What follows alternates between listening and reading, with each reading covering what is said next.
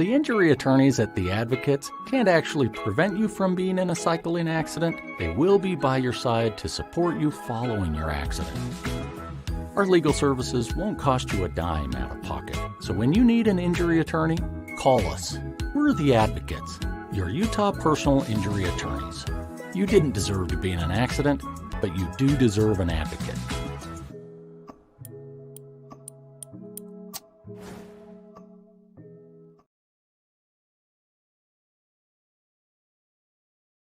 This is the Monty Show, the truth in sports talk streaming.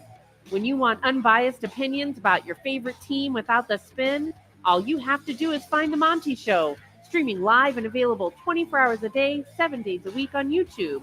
And now, here's Monty. Hey, Marty. The Monty Show, as always, presented by The Advocates at theadvocates.com. The best injury attorneys in the business. You guys are partnering with the Road Home to provide basic needs and essentials for your kids, our kids, the community's kids, to go back to school with the things that they need to succeed. We had this big, long conversation yesterday about the importance of education. Let's help the advocates. Donate on Venmo, advocates donations, and of course, you guys, if you get in an accident, I'm telling you, dog bites. Again, another story in West Jordan about a dog running down the street, bit a lady, walking her dog. It's not your fault that dog got loose and bit you. You didn't deserve to get bit by that dog, Jake. Nope. But you do deserve an advocate at theadvocates.com, where you never pay a penny out of pocket. No, friends, you don't pay the advocates unless and until they win your case. Chaplain Injury Attorney live online for free at theadvocates.com. Good morning. A pleasure to be with you this morning. Don't forget, we'll be off Thursday. Jake is not working Friday. I would think that Oak State James would be the fill-in host, but he will be coddling and caressing. Gordon! How about Ollie Gordon allegedly getting a DUI at 2 a.m. on Sunday? Did I mention that it's alleged that he had 2 open containers in the car, or 2 containers, a bottle of vodka and some tequila, and he's 20 years old. Can somebody look up the legal drinking age in Oklahoma? James. And what's the first thing that Oak State fans were tweeting yesterday? Oh, this is no big deal. Off-field issue. Yeah, he's going to miss game time. Yeah. He's going to miss game time, as he should. Oh, Gordon. Yeah. Why did you do it, Gordon? We'll wait for Oak State James to appear in the comment section before we get to good old Ollie. I feel bad for James. It just never... It's not what he needed. And listen, as a fan of the never national champion Oklahoma State Cowboy football team, I mean, you know that it's uphill from here, right? Everything's uphill from here for, Garden. And now, yeah, it happens. A couple of shout outs before we freak out about Klay Thompson's contract. Sup, bros? Hey, brah. Hey, broski. Who are you a fan of today? Oak State James. Gary, are you going to support Oak State James today? You fellow Cowboy fans. Mike Smith, Mountain Mama, Tuesday seems like a good nap day. Dude, Jesus, aren't you serious? Playing with that. Aren't you serious? Last night, so I play a little, I occasionally play golf. I got bitten by whatever I got bitten by over the weekend. Not a dog, though. You don't need the advocates. No. But I believe, because it's summer, bugs are out. Right. So I'm playing golf on Sunday and got bitten. And man, 228 last night. My leg is just itching I can't even describe. Yeah. And then homeboy across the street, I'm laying in bed, right? And there's a guy across the street who's got like a V16 engine in his pickup truck. Just roars awake and drives off. And it's very powerful. What's up, Pootie? Yeah, we got to talk about soccer a little bit. USA out. Greg Berhalter should not be fired. Midweek clue, Coug. Ooh. Blah, blah, blah. Hit the like button. What's up with you? Pete Forte, hello. San Diego State Glenn. Big Blue Horses. Blood of the Panta. Feeling better about your Knicks, are we? I would think you are. Yeah, is the blood flowing or Best defensive team in the East and likely in the NBA. I mean, I don't know what you do without Hartenstein. You're done. Like, that's not a loss at all. no? Big Blue Horses, Klay to the Mavs. He told LeBron no. Wow, yeah, let's get to work on the Monty Show and talk about NBA free agency gone wild. And you guys, I think this is one of the most shocking moves that we have seen in NBA free agency. Klay Thompson gets a 3-year, $50 million deal.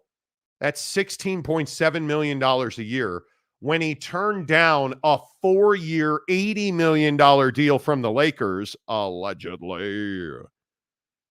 That's $20 million a year. You left $16 million on the table. Now, they say he did that because of the tax situation, that he would have, the money would be the same if he signed with the Lakers or the Mavericks because of the taxes in California and no state income tax in Texas. Mm-hmm. This is weird. I don't believe, and I know that Klay is out there telling people that, you know, he believes he can show the Mavericks how to space the floor at an elite level, and Luca Donic doesn't pass ever. And I look at the fact that he had Kyrie Irving on that team. He had elite shooting on that team. I understand that none of them are Klay Thompson. And he was taking on dudes against Boston like 1v4. He's taking on 4 guys, not passing the ball. It's remarkable to me. Yet you have a guy in Los Angeles, and the comment section here on YouTube yesterday was all ablaze about this. Right. You have a guy in Los Angeles in LeBron James who has never had the spot-up shooter, the caliber of a Klay Thompson. And when he had somebody of that ilk a little bit, which was KCP, they won a championship. They haven't had a shooter on Klay Thompson's level ever in LeBron's time in LA. And if there's a fit for Klay Thompson, who all he would need to do is stand in the corner and catch the drive and kick from LeBron, I don't know that there was ever going to be a better fit for Klay Thompson. And it is shocking. He would have been a legacy pick. His Klay's dad, played for the Lakers. Like, it was all laid out.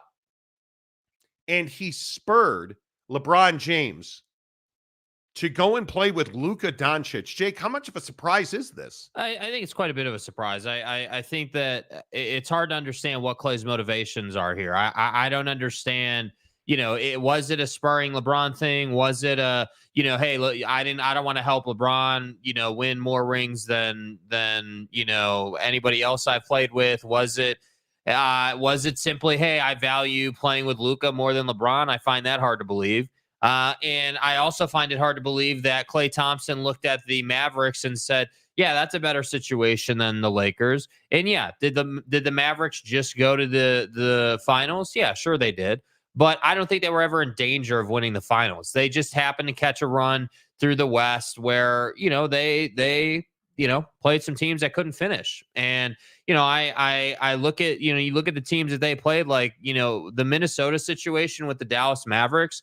Obviously, Minnesota was more than capable of beating the Dallas Mavericks and just didn't show up. And I don't know how you explain that. So when I look at the Dallas Mavericks for Klay Thompson, I see a guy who you either wanted to just get paid or you wanted to leave the state of California. I don't know. Or you wanted to spur LeBron. I don't know what else there is, because you can't tell me Klay Thompson looks at this roster and is like, yeah, man, we're going to go to the NBA Finals year after year after year. And it's going to be consistent, because I just don't believe that. I struggle with that. I don't know how Klay Thompson, a guy who's won championships, who obviously is one of the greatest shooters of his generation, looks at this and is like, yeah, I want to win another championship and I want to try to get paid. Yeah, we should go to the Dallas Mavericks. It just doesn't add up. And again, it's another one of these situations where there's the obvious option, the one that makes sense for you as a player, the one that makes sense for your legacy, like your career,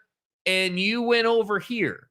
And I just don't understand. So when Klay Thompson inevitably gets bounced from the playoffs because Luca won't pass the damn ball, am I supposed to feel bad for Klay Thompson at that point? And I also think there was a very good point made on ESPN yesterday about what the tax implications really are.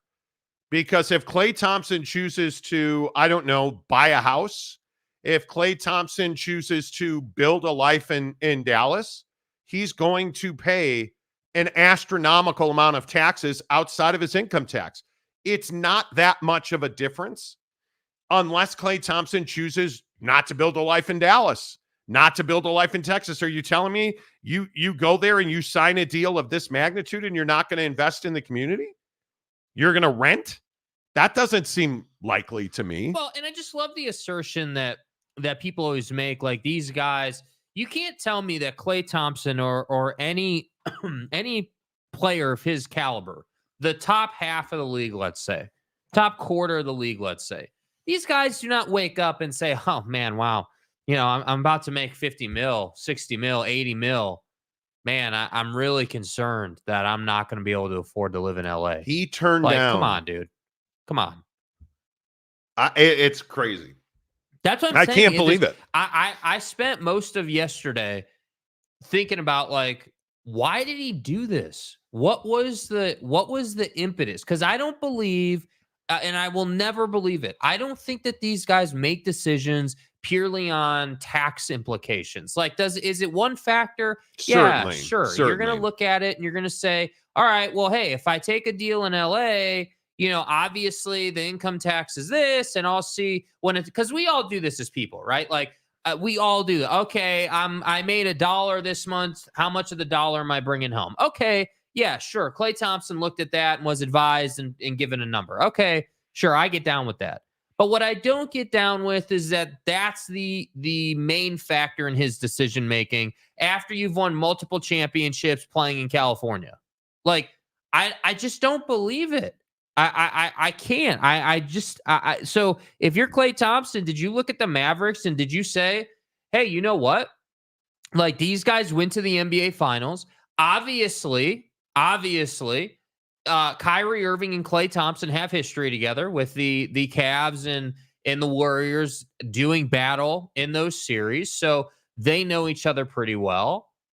And then the only question that I have for Klay is, how do you see this working out over the course of this 3-year deal? Because if you think that you're just going to go right back to the NBA Finals and Bron's not going to go and improve that roster and other folks in the West aren't going to get better. By the way, who's nobody talking about? Nobody is talking about the Ja Morant situation and the Memphis Grizzlies coming back and being better. Nobody's talking about the complete picture. And I just feel like Klay, whoever got to Klay in Dallas did a hell of a job here. Because I just can't understand why you went to Kyrie. Dallas. Kyrie Irving, according to Adrian Wojnarowski, it's a Woj bomb. Not a Shams bomb. Was that necessary? Sorry, my bad. Anyway, you hate. I don't know what your deal with Shams is, but according to Adrian Wojnarowski, Kyrie Irving was in Klay's ear months and months ago about how he's being disrespected in Golden State and how he would be a centerpiece in Dallas. And I like Kyrie lobbied and worked and worked and worked. And I think he's the reason, because again, I look at the financial implications and I think it was a really salient point. Texas is one of the top 6, I think. Let's see. Here property taxes in the U.S. The highest, New Jersey at 2.23. Then Illinois at 2.08. New Hampshire, Vermont, Connecticut. And look who's sitting at the 6th highest property tax with an average annual property tax of $4,776. And the reason that matters is the mean is only $284,000, the average home price in Texas. And Texas's effective property tax is 1.68, one of the highest in the country. Oh, but Monty, California, California certainly. Oh my God, Monty. I actually would tell you, California is not even in the top half of highest. They're 19th at 0.75%. Do you understand how much less that is? Dude, let me put this in perspective. So let's say Klay buys a $10 million house in Dallas, right? Just to put this into perspective. If he buys a $10 million house in Dallas on that property and that valuation, paying $170,000 in property tax. Now, it's $170,000. It's a lot of money. Like, I'm not disputing that. But a lot of money to who? When you're getting paid $50 million over the life of the contract, and guys, I think you're going to be okay. I'd remind you, guys like Klay don't take mortgages on houses usually. Like, he's buying it cash, dude. Like, this is what I'm saying. Like, people want to blow this part of the conversation out of proportion. It's like, interesting. It is interesting, and I think, like, we're treating Klay Thompson like he can't afford property tax or somehow because this is the great misnomer. Okay, you don't want income tax, you're going to pay property tax. We get taxed on everything. Make no mistake about it. You don't want to pay. You want to move to Florida and live through some hurricanes and not pay income tax. You're going to pay tax on everything else. They're making up the gap somewhere else. So that's fine. But my point is that, hey, you're going to pay the money one way or another. So if you want to lie to yourself and tell yourself, oh, well, Texas is better than California, I got news for you. Dallas is not LA when it comes to lifestyle. And I'm sure Dallas has a lot of great things. We've been to Dallas, been to Jerry World. We've had some fun in Dallas. Like, I'm not ripping Dallas per se, but what I am saying is for a guy who's played West Coast basketball his entire career, you're telling me that this dude woke up one day and was like, yep, man, Dallas is for me, dude. Let's go invest. And listen, again, I'm not trying to take credit for the tax implications, financial.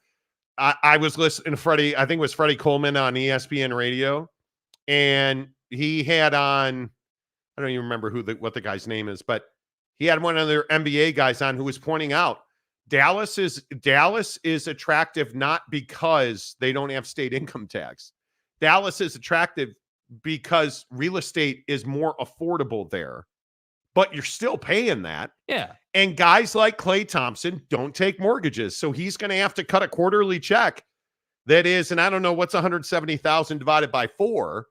But you look at that number, $42,500 every quarter he's going to pay a check. Now, if your point is... That's a lot of bread, dude. Now, if the point is, hey, if I'm going to pay $42,500 a quarter, I want to have a property that's more spacious, that's like a bigger piece, like that's an acre. I want to have J.R. Ewing money. Like, I want to have a bigger property. Oh, money, boy. Okay, that's different, right? If you said to me, hey, I want to have space to operate. Okay, yes, then go to Texas. There's no question. It's all over the place right now. Like everywhere. Like on social media, everywhere. Everyone's talking about, hey, in Texas, there's land available. You can build a home. And typically that home's going to run you $400,000 or so, maybe more, depending on your finishes and everything. But you can get an acre or so. And you can work with that. It's affordable. So if Klay said, hey, that's the kind of life I want to live, then more power to you, dude. Go play for the Mavericks. But I don't want to hear the spin cycle around, oh, well, I've got a better chance of winning a championship in Dallas. Or I've got, it's income tax. It's not any of that, dude. And I would remind you, the same $10 million house would only cost him $75,000 in taxes in California. So it is what it is. We can sit here and argue the minutia. We did this about Tom Brady in Florida. Yeah, the issue, though, is with Tom Brady or Klay Thompson, it's not clear as to why you did it. This is what I always say about athletes. When Bron went from Cleveland to L.A., very clear why Bron did that. Well, his kids are coming up in the West Coast basketball systems. Obviously, his production companies and everything he does in the media. Obviously, it's easier for him. Like, it made perfect sense. Like, this just doesn't make a lot of sense to me. No, it's surprising. And now I also think the other thing nobody's talking about, it's make or break for Luca now. 100%. There's no more excuses. You've got what you need. You're now, and who knows what Klay will be, right? I mean, he is arguably one of the best 3-point shooters in the history of the NBA. I think he averages 41.5% from three over his career. I mean, he is an elite spot up shooter. Is he still that guy? I would think he's a middle 30s shooter. The problem is the Mavericks haven't spaced the floor well. Mm-hmm. And I think when you look at what Klay brings, can they find a way to be the disciplined team that they haven't been while Luka's been their centerpiece? And I mean, what it comes down to is drive and kick. He's refused. And he has not done that well. And the guy that does that well is Kyrie Irving. But Kyrie Irving too often doesn't have the ball. And I'm curious if this means that we will get more Kyrie and Klay without Luka on the floor. And because I think Jason Kidd has talked about that Luka was gassed. Oh, he was hurt. He was that. Well, I don't care. It's the NBA Finals. Yeah, man. We all saw Luka on the sideline, wrapped up around the ribs and limping around the floor, but had more than enough energy on the offensive end. So that's what I'm saying, man. Like it's when you look at it, take all the income tax and all the off the court stuff out of it. Look at it from an X's and O's standpoint. If I said to Klay Thompson, hey, you've got two opportunities here. And it comes down to who's the willingness to share the basketball, because as a shooter, you need your guy to share the basketball with you. It's quarterback and wide receiver, right? You're never going to be a great wide receiver if your quarterback can't get you the ball. If Luka refuses to kick it, you're never going to get the ball. Correct. So when you had 10 3-point chances a night in Golden State and you shot 30 to 40% on those, well, you had 10 chances. So even if you were cold in the first half, you got 5 more in the second half. That's not going to happen in Dallas. It might happen the first 25 games. Oh, it'll happen. But for Luca Doncic, if Luka goes 1 of 17 from 3, he's going to get 17 more the next night. If that's Klay Thompson, Luka won't pass him the ball even less than he does now. And that's the issue. I think it's fascinating now, the pressure that mounts on Luca Doncic, and Maverick fans are when oddly spinning on Luka, bro. Well, but I understand it. He is the hero that you need. But if you are going to continue to give Luca Doncic a free pass, this is what you're going to get. Yeah.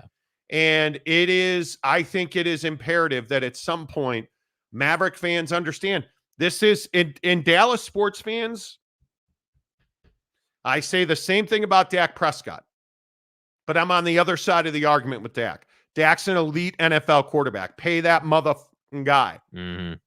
Luka Doncic needs to be held. His feet need to be on the fire. You need to win at a very high level. And Luka has not done that. Well, and I think what's hard for Dallas, and this is the conversation in Boston, right? Like until this year, the conversation in Boston was, hey, is Jason and Jalen, is that, something that could win you a championship? That's what the narrative was for several years around them. And they finally got over the hump. And I think, if you're pro Luka, if you're pro Mavericks, if you're, trying to be Mr. Positive on it, your messaging is, hey, it's, he's young. We got to the finals with the group we had after we traded Brunson away, after we traded Porzingis away. Like, they had to revamp this roster a little bit and figure out what it was actually going to be. And we were able to get through the West and get to the finals. Now, we lost and obviously didn't accomplish the goal, but we feel good about where we're headed. And Klay Thompson's going to put us over the top. That's what the pro Dallas person's going to say. And what I'm saying is, if you're living in the real world, I just don't see it being that way, because I'm telling you right now, I'm not confident that Klay Thompson can play an entire season, just the same way I'm not confident that Luka or Kyrie can. Like, are they? But the real question here is, are they difficult to defend? It depends on how Luka's playing. You're not difficult to defend if you're not going to run offense. If you're just going to play pick and roll and that's it. Because if Luca's not going to pass the ball, he's not very difficult to defend. No. At all. Klay is not a guy that you have to throw multiple guys at anymore.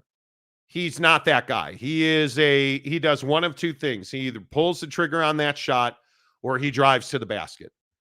And when I'm talking about how difficult are they to defend, I don't care about December and February. I'm talking about May and June. Mm-hmm. How difficult are they to defend for the elite teams in the league? Because Boston did not double very often. And when you look at those situations where Luca dribbled into, triples, it's not like they were like, okay, let's throw 3 guys at Luca Doncic. But when you dribble to the elbow and you're not spacing well, which is exactly what the problem in Dallas was, you're dribbling into Gafford's space. You're dribbling into places where the offense isn't meant for you to be. That's what Luca does. He doesn't care about the space. He's trying to get his own shot. And I do think that there's a conversation for Luca around, getting in a little bit better of shape and like taking care of your body a little better. And because I hear it all the time, and I'm sure it's in the comment section somewhere, but Maverick fan always wants to say, oh, well, Luca's young. He's not even hit his stride yet. He's not even in his prime as an athlete yet. And what I'm saying is that who cares? Because he's not willing to get in that really elite level shape. Correct. Like the guy clearly is, and again, hear me clearly. I'm not saying he's fat. That's not what I'm saying. He's in phenomenal shape as a human being. But if you want to go out and win an NBA championship, he specifically has to get lighter. He has to lean out. He's got to get in a place where he is durable and light on his feet, because whether you like it or not, whether you want to talk about it or not, he is a defensive liability, has been his entire career. And I don't care if you've got Klay Thompson, because Klay Thompson's no longer an A1 defender. He's not that guy anymore. So how hard are they to defend? I don't know. What kind of basketball is Luca playing? Who can they stop? I don't know. Is Luca willing to lose a little weight, lean out? Can Klay guard, the second or third best guy on your team? Yeah, he can. So they potentially could be solid defensively. But again, this is one of those things where I'm going to sit here and say, show me that Luca has a willingness to give up the ball. Show me that he understands how to play the game the way LeBron has played the game for 20 years, which is, hey, I'm going to find J.R. Smith in the corner. I'm going to find Ray Allen in the corner. I'm going to find KCP on the wing. I'm going to find Anthony Davis on the wing to win a championship. That's why Bron has won. And honestly, it's part of the reason why he's lost, because he trusts his teammates too much. So I'm just saying, this isn't like a gimme, NBA championship, like amazing situation in Dallas. Luca is going to have to develop and prove that he's ready to play winning basketball. Well, and I also think this brings up the very interesting question of where the Lakers go from here. Because you're now in a situation where you haven't been able to get that guy. And Klay was the obvious target. And I think that you start asking yourself, what is it going to take to get somebody over the line? And I look at the way that the Lakers are operating now. And I think that as we've told you, and as if you follow me on Twitter, and hello to everybody watching on Twitter, we appreciate you guys being here. Like, if you follow me on Twitter, our sources have told us that DeMar DeRozan is the target for the Lakers. And I think the Lakers are being very aggressive in sign and trade negotiations with the Bulls. And I think that DeMar's made it very clear he's not going to go back to Chicago, nor would most people in his situation. And the question is, what is it going to take for the Lakers to get a sign and trade deal done with DeMar DeRozan, who's made it clear that the Lakers are a place for multiple years now he's wanted to play, and they just have not either wanted to or had the ability to get that deal done. Now you have a situation where LeBron has said that DeMar DeRozan's a guy that he would be willing to take a significant haircut financially for, up to $20 million. Now, when we're talking about LeBron, we're talking about a guy that's eligible for a $57 million extension. So it's LeBron still making $30+ million a year, right? So it is relative. But what are the Bulls willing to do? And what would it take for the Lakers to make a sign and trade deal with the Bulls? I think that is the incredibly now important question, because if you don't get DeMar DeRozan, I think you're in a very bad spot. And this has not exactly been a banner offseason if you are the LA Lakers. You did not, depending on who you believe, Shams or Woj, you did not get your number one coaching candidate in Dan Hurley, who said no to you. You did not get Klay Thompson, who has now said no to you. So you have not had very many wins this offseason, in an offseason that should be one of the last. He is playing exceptional basketball, and I think we need to remember that. LeBron James is still arguably the best player in the NBA, and I don't care what Boston gave Jason Tatum, the largest contract in the history of the NBA yesterday. $315 million over 5 years. That's, put a 6 in front of that number.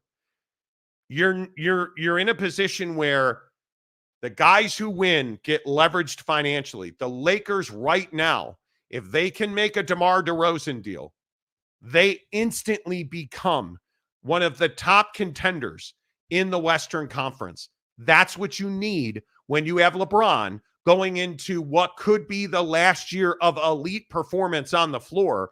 How do you not do what it takes to get that deal done? But you know exactly what the Chicago Bulls are going to ask you for. They're going to ask you for Austin Reeves. And the Lakers have made it very clear they're not going to trade Austin Reeves. So the question is, who do you value more, DeMar DeRozan or Austin Reeves? And I think with DeMar still being one of the top 5 mid-range players in the NBA, you have to value DeMar DeRozan more. And the question is, what are you willing to give up to get him? I personally would not trade Austin Reeves. There's just no value in that. But are the Chicago Bulls going to take any of your problems on this roster? Somehow I don't believe that. I think it is going to be very difficult for the Lakers to make a trade with the Bulls. And it's the only way it gets done, because there is not, in this Lakers current cap situation, there is not a $20 million, $25 million salary slot for DeMar DeRozan. There just isn't. And LeBron's willing to take less money. The question is, will DeMar DeRozan sign a 1-year deal to do it as a free agent? I don't know the answer to that question. Well, what we do know is DeMar's done playing in Chicago. And I would agree with that. One way or the other, he's not going to be there. And so that, obviously he's motivated to do something.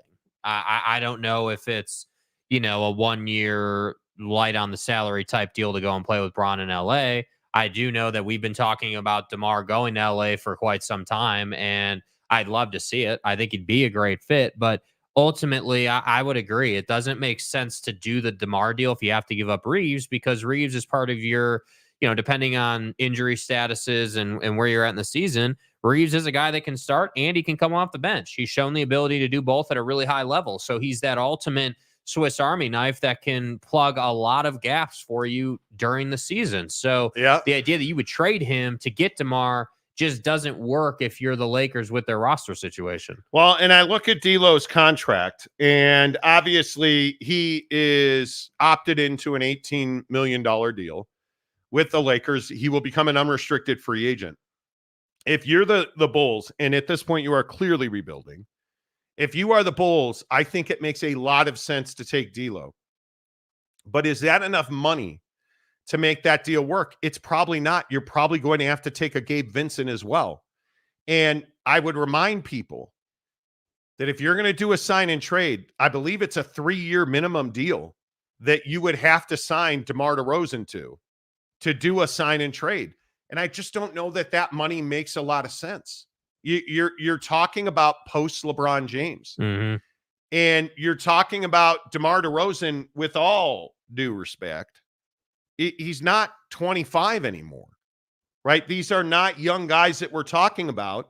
And I don't know if it makes a lot of sense for the LA Lakers to commit 3 years to DeMar DeRozan when he's 35 years old, coming off of a year where he made $43 million. Is he going to take a $20 million pay cut? Well, what does he not have? Doesn't have a championship. And I think that very true. DeMar is someone who cares about that. I have no doubt. And I think, guys need to understand, like, we need to stop. I feel like we're not putting enough emphasis on the fact that playing with LeBron James at this point in his career is good for your career.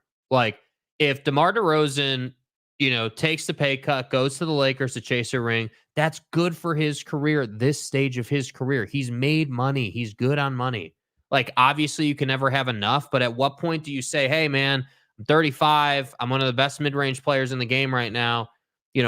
How can I, go from playing summer runs with Bron to playing actual NBA games with Bron?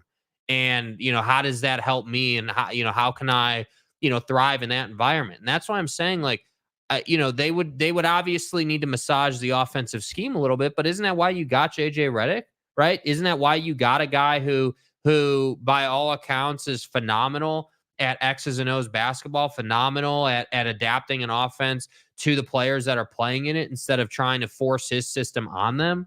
Like, that's why you went and did this. So I'm tired of asking the question of, where do the Lakers go from here? The Lakers need to start asking the question of, what path are we going to take, and let's be definitive with it. Because I'm just telling you, man, you can't miss on Dan Hurley, then miss on Klay Thompson. And yes, they offered Klay Thompson a ton of money. Like, they did everything they could to get Klay. I believe the Klay Thompson thing was more about Klay than it was about the Lakers. But what matters is perception. And the perception is, you missed on Dan, you missed on Klay, and you're sitting here with absolutely nothing being done outside of Dalton Connect in the draft. And that's what I think the struggle is.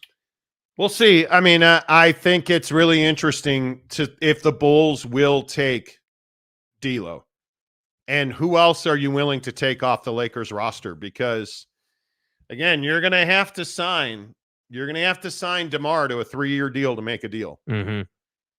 It's going to be 39 years old. It'll be his 39-year-old season at the end of that deal without LeBron James. Who knows where Anthony Davis is at that point? And you're probably looking at a $25 to $28 million per deal for DeMar in that situation. He's not a $43 million player anymore, I don't think. But he is absolutely a glue guy who's elite in the mid-range, and he makes his free throws. And I think it's worth it for the Lakers. Like, this is the other thing that I think is... Well, you are the Lakers. But what does that mean right now? Because it means you do everything that you need to do. So then, if that's the case, if it means you do everything you can do to win a championship, who gives a damn what's going to happen when he's 39 years old? Go out and get the deal done. Go out and chase the ring now. Because what you don't want to do is sit back 3 years from now and say, man, we burned Bron's last year of his prime. We did not take advantage of one of the greats being on our roster. Like, because after Bron retires, who's the next quote unquote great in the game? Well, it leaves you the unspoken truth about LeBron. When he retires, you get incredible financial flexibility. Mm-hmm. But you're trying to win a championship every single year in Los Angeles. That's the only goal. And you're looking around this league. I mean, hell, you look at what the Suns did. They were a major failure last year. But you add KD and you add Brad to Devin Booker, that's an effort. I look at what the Clippers are doing without Paul George. They're making an effort. I look at what the Mavericks are doing with Klay Thompson. That's an effort. Mm-hmm. I look around the West and I say to myself, this conference isn't getting easier. It's getting more difficult. I look at the East. I think the Knicks are the best defensive team in the NBA on paper. I look at Boston. I'm not a believer. I'm not a believer that this is an elite basketball team. Yeah, I know it's crazy. They just won an NBA championship on the softest run I've ever seen. Again, who did they play in the finals? Mm-hmm. Who did they play in the Eastern Conference final? Well, look at their run up. Yeah. I mean, that's what I was saying when they were in the finals. Like, you didn't have to play Joel. You didn't have to play Jimmy. You just gave Jason Tatum $60 million a year. Yeah, but that's crazy. On a team that's really not that difficult to defend. But what were you going to do? Not pay him? No, I'm not here. I'm not here for is Jason Tatum worth the money? I understand why you did it. The conversation is Boston better than Philadelphia with Paul George? I don't believe that Boston's difficult to defend. I don't. And we talk about this, Luca, all the time. If the three ball's going down, they're difficult to defend. So is Boston. But now you have the Knicks built to defend inside and out. I look at Philadelphia. Philadelphia is not better than New York defensively. I think New York's the best defensive team, the Knicks. I think Boston's number 2, and I think Philadelphia is somewhere beyond number 2. Because I also think we're far from done at the top of the East. I'm with you. I think Milwaukee's always competitive here and there. The Lakers got to make a move because they're not an elite team in the West right now. And if they get DeMar DeRozan, that goes a hell of a long way. Mm-hmm. A hell of a long way to making the Lakers a better team. A hell of a long way. So, I mean, and we can sit here and go round and round about it. I am really interested to see if this DeMar DeRozan deal gets done because the Jazz are in on DeMar DeRozan as well. He's not coming to Utah. No. But boy, you're probably going to have a third team to facilitate that trade. What if somehow, some way the Bulls end up with Walker Kessler in that deal? What if somehow, some way the Lakers end up with DeMar DeRozan and Colin Sexton in that deal? And you end up with a Rui Hachimura and draft compensation in Salt Lake City. Right? Like, I mean, there's a deal to be done there. And again, the Jazz have failed miserably to improve themselves, mainly out of a lack of realism and effort. Mm-hmm. But they have failed miserably to become a contender. And I would remind you how much money Lauri Markkanen makes. Making $18 million. And I highly doubt that Ryan Smith will trade Lauri Markkanen to the Lakers. I know they've talked about it. I know almost for a fact the Lakers and Jazz have talked about that deal. I don't ever see that happening. I do see the Jazz, the Lakers, and the Bulls getting together to make a DeRozan trade. I think that absolutely could happen without question. I still to this day maintain if Lauri Markkanen winds up in Sacramento or San Antonio, which I think are the two places that make the most sense, and those conversations have been the most fruitful. Now the West is in a completely different place. Yeah. Because if you add the intelligence and coaching prowess of a Chris Paul, and then you get Lauri Markkanen, and you put that into an improved Victor Wembanyama, San Antonio is a playoff team. If you add Lauri Markkanen to Sacramento, that team is top 5 in the West. Mm-hmm. And they might be already. But if you add Lauri Markkanen to Sacramento, dude, you are in a place where... Yeah, I think nationally people have forgotten what Lauri's capable of. And he's not a 1, but he's a damn good number 2. And because of his size, he can make an impact on the glass. And I think that's what... And he shoots the 3 at an incredibly high level. That's where I say, hey, Sacramento, that's why Lauri's attractive to Sacramento. The San Antonio thing, I think, that would be some fun. I think Lauri'd have a good time playing in San Antonio with where their roster's at and, the lack of expectations, frankly. But yeah, I mean, I think Lauri on the Kings would be a lot of fun. No doubt. I think that those are the two spots I think he ends up. I've heard repeatedly that Spurs and Kings have made serious offers. It's going to take an ass load and then some to get a deal done. I mean, it's going to take a truckload. If you're the Kings, you're in a window where adding Lauri legitimately lets you say to yourself, hey, we can go out and contend for the second round of the West. We can go out and win a series, get to the second round. Oh, I think it's more than that. Well, yeah. I think Lauri Markkanen, he has added a certain level of toughness to his game. He's learned how to play with his shoulders. He's learned how to get to the basket. And what that has done is it's created doubt in the defender's mind. So his package is great. And I think that I'll cut you some slack on that one. thank you. Yeah. I think his all-around offensive game is far better than it ever was in Cleveland or Chicago. And I do think he has tenacity defensively. I mean, he's more than happy to step up and do what he needs to do. So that's what I'm saying. Like, the Lakers have now become, now that the Paul George thing is done, the Lakers, I feel like now have become the linchpin in trade activity. Once the Lakers get done what they're going to get done, then I think you're going to see a lot of movement happen. Yep, I agree. All right, let's get to work in the comments section. Coming up in 15 minutes, we'll talk Big 12 football. I know that you guys are only here. Well, this is an SEC show, so. Did you guys see in the comment section yesterday, there was an argument over whether or not we talk too much NBA on this show? So wait, we've gone from you guys talk too much football to you guys talk too much NBA. How about we talk some football? That's where we are. Yeah. That's where we are. Download the Prize Picks app. Use the promo code Monty to sign up, and I'll talk anything you want, sweetheart. Prize Picks, the favorite daily fantasy app in this country. Tens of millions of people are on Prize Picks, playing every day, including Marty over here. Hey, Marty. Hey, Marty. I'm telling you, it's amazing. I love like UEFA on Prize Picks. Amazing. Ronaldo yesterday. Dude. Does soccer ever become a thing in this country? We need to talk about that too.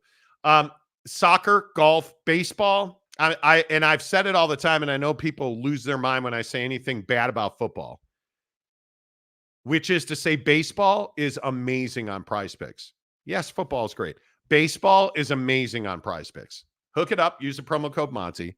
Get 100% deposit matching up to $100. And let's play some daily fantasy together. I'm elite at it. And you guys know this. Pimp's going to pimp, right? When you're this good looking and your finishing package is this, come on. Yes. You know. Use a promo code Monty. All right, yes, I said that. Let's get your comments in here. Jeremiah Champion, I'm moving back to Lubbock next June. Let's go. Nice, dude. Pew, pew. Damian Fowler, the dude has accomplished everything he's wanted in this league and doesn't have to worry about money for the rest of his life. He's earned the right to do whatever he wants. Just saying. I'm not saying that Klay doesn't have the choice. I mean, the guy's got 4 rings. But the point is, dude, I don't care what you've done in the league. We're always going to ask questions about your decisions. Like, especially when it doesn't make sense. Like, again, why did you go to Dallas over LA? And it just doesn't make sense. Doesn't he need to win a championship post Warriors? Yeah. He win a championship post Warriors. He needs to show he's still the same guy after the injury. Yeah, I think there's a lot for him to prove. Yeah. That's just me. Yeah. Aaron Hall, tell me you don't watch the Mavs without telling me you don't watch the Mavs. Luca doesn't pass. Luca doesn't pass. And I'm not talking about, again, with all due respect, Aaron Hall, I'm not talking about December. Yeah. I'm not talking about garden variety March basketball game. Talking about when it matters most. I'm talking about the NBA Finals. I'm talking about the playoffs. When you have Kyrie Irving standing there wide open, an elite three-point shooter, an elite finisher, and you're going against 4 Boston Celtics. That happened multiple times. When you're competing for a championship, I don't care what you do in the regular season. Tell me you don't watch Mavs basketball. He doesn't make his teammates better. He does not make his teammates better. I don't know what basketball you're watching, dude. And frankly, I've never seen I've you. never heard of you, but I've never heard of you. You're the classic guy who comes in here and thinks you're a hot shot and knows what the hell you're talking about. And the reality is we watch loads of basketball. The reality is you're a Mavericks fan and I'm not. Yeah. I'm not. I have the luxury of not being a Luca fan or a Mavericks fan or a Klay fan. Yeah. You know what the reality is? Luca's the reason you lost the NBA Finals. Yes. And until you accept that, you're going to be a Mavericks fan and you're going to be extremely biased in your conversation. James. Oh, we're going to get to you, James. You can't double both Luca and Klay. Who's doubling Luca or Klay? Nobody's doubling Klay Thompson. And nobody was doubling like did OKC double Luca? I mean, in stretches, but you're not Luca's not the guy that you worry about beating you at the basket. Yeah. So you're not doubling him. I think we get into these belief systems that Luca Doncic is an elite, weapon. He has skill. He is an elite shooter when the ball's going in, as is everybody. And he's good at getting in the paint. But your best, as the Boston Celtics showed you, and they used from Derek White to Jaylen Brown, they used multiple guys who played him man up and did just fine. And again, I don't give a fuck about what happens in November, December, January, or February. It doesn't matter. Yeah. How are you defending the Mavericks? Again, let's say the Knicks. Do you think Mikal Bridges can't handle Luca Doncic one-on-one? And who in the world is doubling Klay Thompson? He has not earned that. He's not that guy. Now, you want to get a hand up? Absolutely. You need to push to the perimeter. But if you're the New York Knicks, if you're the Boston Celtics, Jaylen Brown is going to play Luca Doncic one-on-one. Yeah. If you are, if you're OKC, Alex Caruso is going to play Luca Doncic one-on-one. Well, and what's the difference with those teams? They can switch everything. So the pick no longer matters because they can play head-up defense, switching everything. And that's why Luca Doncic struggled against Boston. That's why they were never in that series, because Boston suffocated Luca defensively. So forgive me for not having faith that Luca Doncic can get his head out of his ass and understand, hey, I got to attract the defense.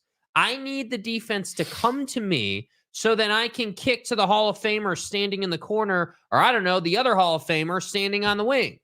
That's what Luca has to do.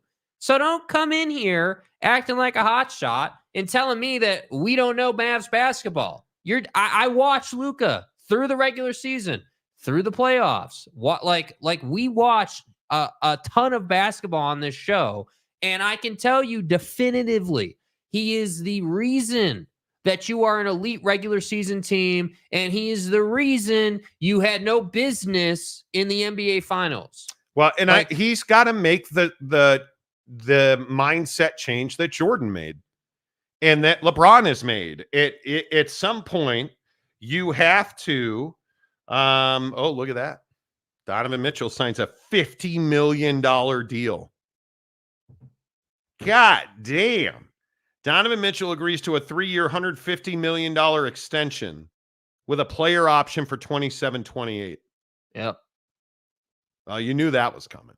But that makes sense. Again, but another player that's not a championship caliber player. But good enough to get paid. That makes sense. Why move when you can get paid? The bottom line is with Luca, he is one of the elite scorers in this league who does not defend. He is a horrendous defender. Horrendous defender. He's got to make the change that every superstar eventually makes. I'm not going to be able to do this on my own. I've got to trust my guys, which is what LeBron has not been able to do in LA because he hasn't had a knockdown shooter. Big problem. You look at Jordan, and I know many of you were just boiling in the bag when Jordan was winning championships by passing the ball to Judd Bushler, who hits a huge shot, to John Paxson, who hits a huge shot, to Steve Kerr, who hits a huge shot. A lot of people forget that. A lot of people forget that. Those are 3 shots in 3 rings that Jordan passed the ball that led to a win. You have to eventually give the ball up and believe that it's going to go in the hole. Yeah. And Luca doesn't do that. That's the bottom line. Dakota Tubbs. So Dan Hurley spurred the Lakers. Klay Thompson spurned the Lakers. Shouldn't we be asking ourselves why people aren't wanting to play on the Lakers? I don't know that it's Klay Thompson didn't choose the Mavericks because he didn't want to play for the Lakers.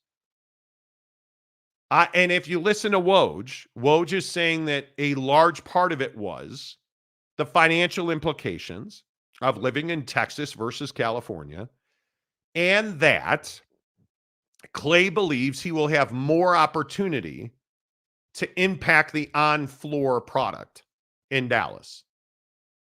That is what, and if that's the case, I don't think he's choosing the Mavericks because he didn't want to play with the Lakers. Dan Hurley, I think Dan Hurley cockteased the Lakers 100%. Mm-hmm. I don't think Dan Hurley was ever taking that job. I've had 1,001 conversations about this. I don't think Dan Hurley was ever taking that job. And I think the Lakers looked foolish. I think he embarrassed the Lakers, and I think he enjoyed doing it. Yeah, he played him. And if that's because he wanted a better deal or more money, I don't know what it was. I don't think he was ever going to the Lakers. I truly do not. Aaron Hall, Luca hasn't even hit his prime yet. He wants to pass. He wants. What have you seen that says he wants to pass? If his teammates were consistently hitting open shots, he gets them. He would average 30 assists a game. He would not average 30 assists a game. If you're going to talk about a team or a player, actually watch that player. Oh, okay. Okay. We don't watch. We don't have any idea. It's so obvious, dude. We just don't know. LA needs to get Lauri from Utah. I don't think so. Happy Tuesday, Monty Nation. Hello, Salty. Good to see you. Jay McClanahan, good to see you. DeMar DeRozan would be a home run for the Lakers. He would. You're right, Monty. And it is relative. The Lakers drafted Bronny. Well, there you go. They're set, right? Luca will mature. He's only 25. LeBron's on-court career is sunsetting. I would agree with that. Not sure what the best choice for Klay was, but I'd count more on Luca maturing than LeBron body continuing to hold up. Okay, but hold on, right there. See, this is what I'm talking about. What do you mean you would count on Luca maturing more than LeBron's body holding up? LeBron's been the very definition of durability. Yeah. And Luca hasn't matured. So respectfully, dude, what do you mean? I understand it. I think at some point Luca's desire to win a championship is going to surpass his selfishness, his belief that he can do it on his own. Because that's what it is. Like, don't listen to Maverick fan, right? Listen to people who have told you the correct information for years on end now. The 30 assists a game thing is complete bullshit. Yeah. Like all that tells you is you're a Luca Maverick homer, which is great. Knock yourself out. We live in reality.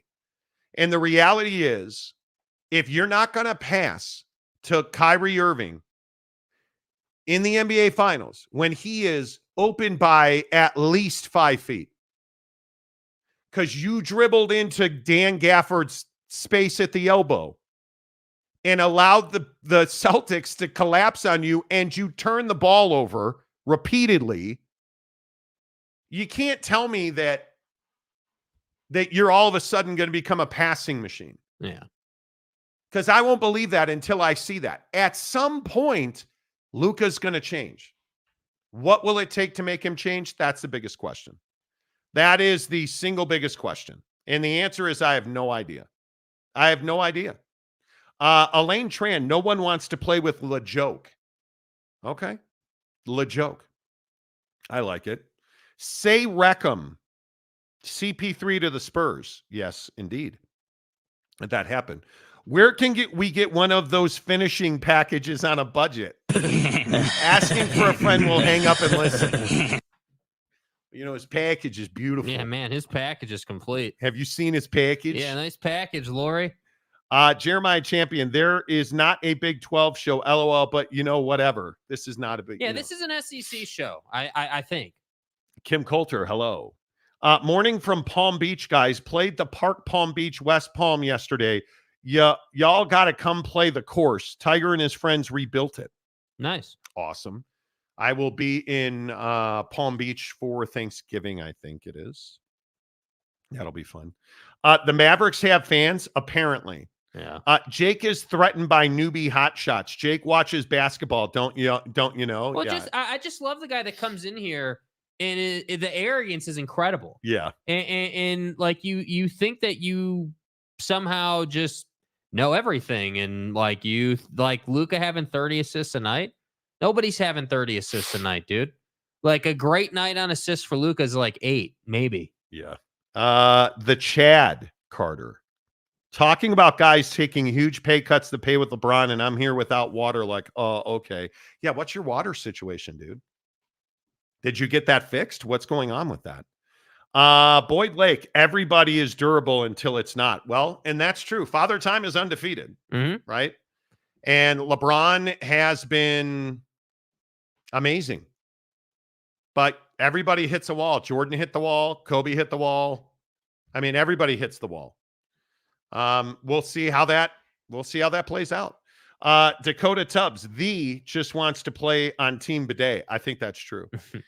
Jimmy Otson, hello. Jakey Two Holes, age is undefeated even for LeBron James. Yeah, but I'm not, dude. The comment was, whoever made the comment said I would be more trusting in Luca to mature than LeBron's durability. LeBron's been very durable. Like, I agree. Age is undefeated, Father Time's undefeated, but dude, Bron is as durable as they come, man. Like, and I think the way he's playing the game now lends itself to continuing to be durable. You notice that he's not, high flying Bron anymore, right? What is he? He's pick and roll, tactical, jump shooting, dunk it once in a while, LeBron. Like, the guy has played 1,492 games. Last year he played 71. He has played, let's see, 55, 67, 45, 56, 55, 71. I mean, the guy's played a ton of games for the Lakers. Remember COVID year, they were shitty and out of it, missed the playoffs year. Like, he's played a lot of games. When you've played 1,492 games, that's wild. Yeah. That's wild. I think he has 287 playoff games. I think he's over 70,000 minutes now in his career. Like, it's incredible. So I understand why some people might be concerned on some level, but I'm just telling you, I will take LeBron playing 60 games a year on average over Luca Doncic somehow becoming an unselfish basketball player. Like, I just will. Incredible that he's played that many games. Yeah. That's what I mean. You forget about that. You really do. All right. Hour number 2 of the Monty Show. As always, we are presented by our good friends at Canyons Golf in Park City, the official golf course of the Monty Show. Oh, I was so close to an elite round over the weekend. Shot a 77. I had 73 to 75 within reach and bogeyed. The last 3 holes, 4 holes, really, not 2 holes. Not 2 holes. Yeah. Doubled 15, bogeyed 16, bogeyed 17, bogeyed 18. Finished at a 77. It was, for 14 holes, easily the best round of golf I've played. Had an eagle, drove the ball really well. I love that course. And the best part about Canyons is, especially on the back 9, you have multiple par 3s that are one's over the water, one's a downhill in the mountains. I mean, you have all these beautiful vistas, all these beautiful views, lush fairways, undulating, challenging greens, no doubt about that. But when you hit your driver at Canyons Golf and you just watch that ball, and now I'm just watching that, the gondola hole, what is that, 13? Yeah. 13, I think. The gondola hole, drove it 326 yards on a draw. Just, there's nothing like on this. We call it the 7-11 hole. I think it's 12. Yeah. Right. So you go 10, the 11th hole. The 11th hole, yeah. Is this straight shot, and you're 295 to the front of the green. Just a very baby slight dog right, barely. And you hit a booming drive within 3 feet of the green and you just chip up that, like, it's just amazing to watch that ball fly. And that's what I love about Canyons. It's fun. It's challenging. It's a course you can score on. You guys get up there this weekend. I'll be there on the 4th of July, Saturday and Sunday. I'm playing up at Canyons. I just love it. I love everything about it. This week, bro, still trying to get people to come out. Everyone always asks, "Oh, when are you going to golf with people?" Well, we ask every week, and no one shows up. So. And I love when we're banging around Canyons, people shouting us out. Hey, Marty! Hey, Marty! Nice SEC show, Marty. Always love getting the shout outs when we're up at Canyons. Tag us in your pictures. Show us you're there. Let's play golf together. I love it. This is the peak of the summer now. Jake correctly pointed out this morning. He walks in the studio. Hey, Marty. Hey, Marty. It's going to be hot out, Marty. The hottest months. That's why you need to escape to Park City. It's always 10 degrees cooler up in the mountains. I love it. Park City Mountain Resort, Canyons Golf, the official golf club of the Monty Show. Is the new Big 12 better than ever? It's an interesting conversation. And now that Texas and Oklahoma are banished to the SEC to make that money, a lot of people are wondering, what is the status of the new Big 12? Well, we didn't get off to the greatest start on Sunday morning at 2 a.m. when the never national champion Oklahoma State when the Oklahoma State Cowboys, who I know are national champions every single year on this show, had their prime time running back, Ollie Gordon, gets a DUI. And listen, I understand it. It's sad for James, Oak State James. Oh, Gordon! Ollie! What are you doing to me, baby? Oh, Ollie, Gordon! Oh, Gordon. Ollie Gordon gets a DUI at 2 a.m. on Sunday morning. He's allegedly speeding and swerving lanes. And how many times have I told you on the show not to talk to the cops? Right? I always tell you this. If you get pulled over and they ask you, do you know how fast you were going? Don't answer the question. It's a trap. Hey, do you know the speed limit here? Don't answer the question. It's a trap. Ollie Gordon apparently hasn't listened to the show enough because he answered the questions, said he didn't have any drinks, then admitted he had one drink. And when the officer walked up to the car, he smelled alcohol, and allegedly that gave him probable cause to search the car, where he allegedly found a bottle of vodka and a bottle of tequila. And did I mention it was 2 a.m. on Sunday, and Ollie Gordon's 20 years old? Now, I'm not Kyle Filipowski's groomer, but the last time I checked, the legal drinking age in this country is 21. Stay hard. Ollie Gordon's going to miss time, as he should. Yeah. It is unforgivable, and I know. Okie Light, with all of the national championships that Mike Gundy has won, with all of the wins over Oklahoma and Bedlam, the standard is, oh, wait, that's all bullshit. You haven't won shit, and the standard's really low. Now I'm just being a jerk. Because it's illegal. This is a critical year. I don't break the rules. This is a critical year for Okie State. To have, Gordon, out at 2 a.m. on Sunday, getting a DUI. Come on, guy. It's not the start that we were all hoping for. But Ollie's your All-American. He is everything to you. And now he's everything to Buddy in his jail cell. Nice job, dude. I don't know what you do with Ollie Gordon now. And I think, and I know everybody's going to say, oh, Monty, this is no big deal. How many games should Ollie Gordon miss? How much on-field time should he miss? Or because Mike Gundy, we don't break the rules here.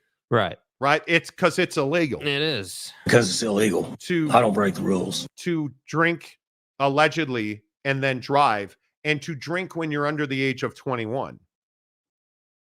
I'm a man. We don't break the rules in Stillwater. And kick a person when he's down. Unless you're Garden Makes me want to puke. So you're this man of integrity who wins everything that's ever been able to be won except conference and national championships in Bedlam. I think I've hit it every time. I mean, other than that, you've won everything. I mean, I'm almost like Notre Dame. What are you going to do here?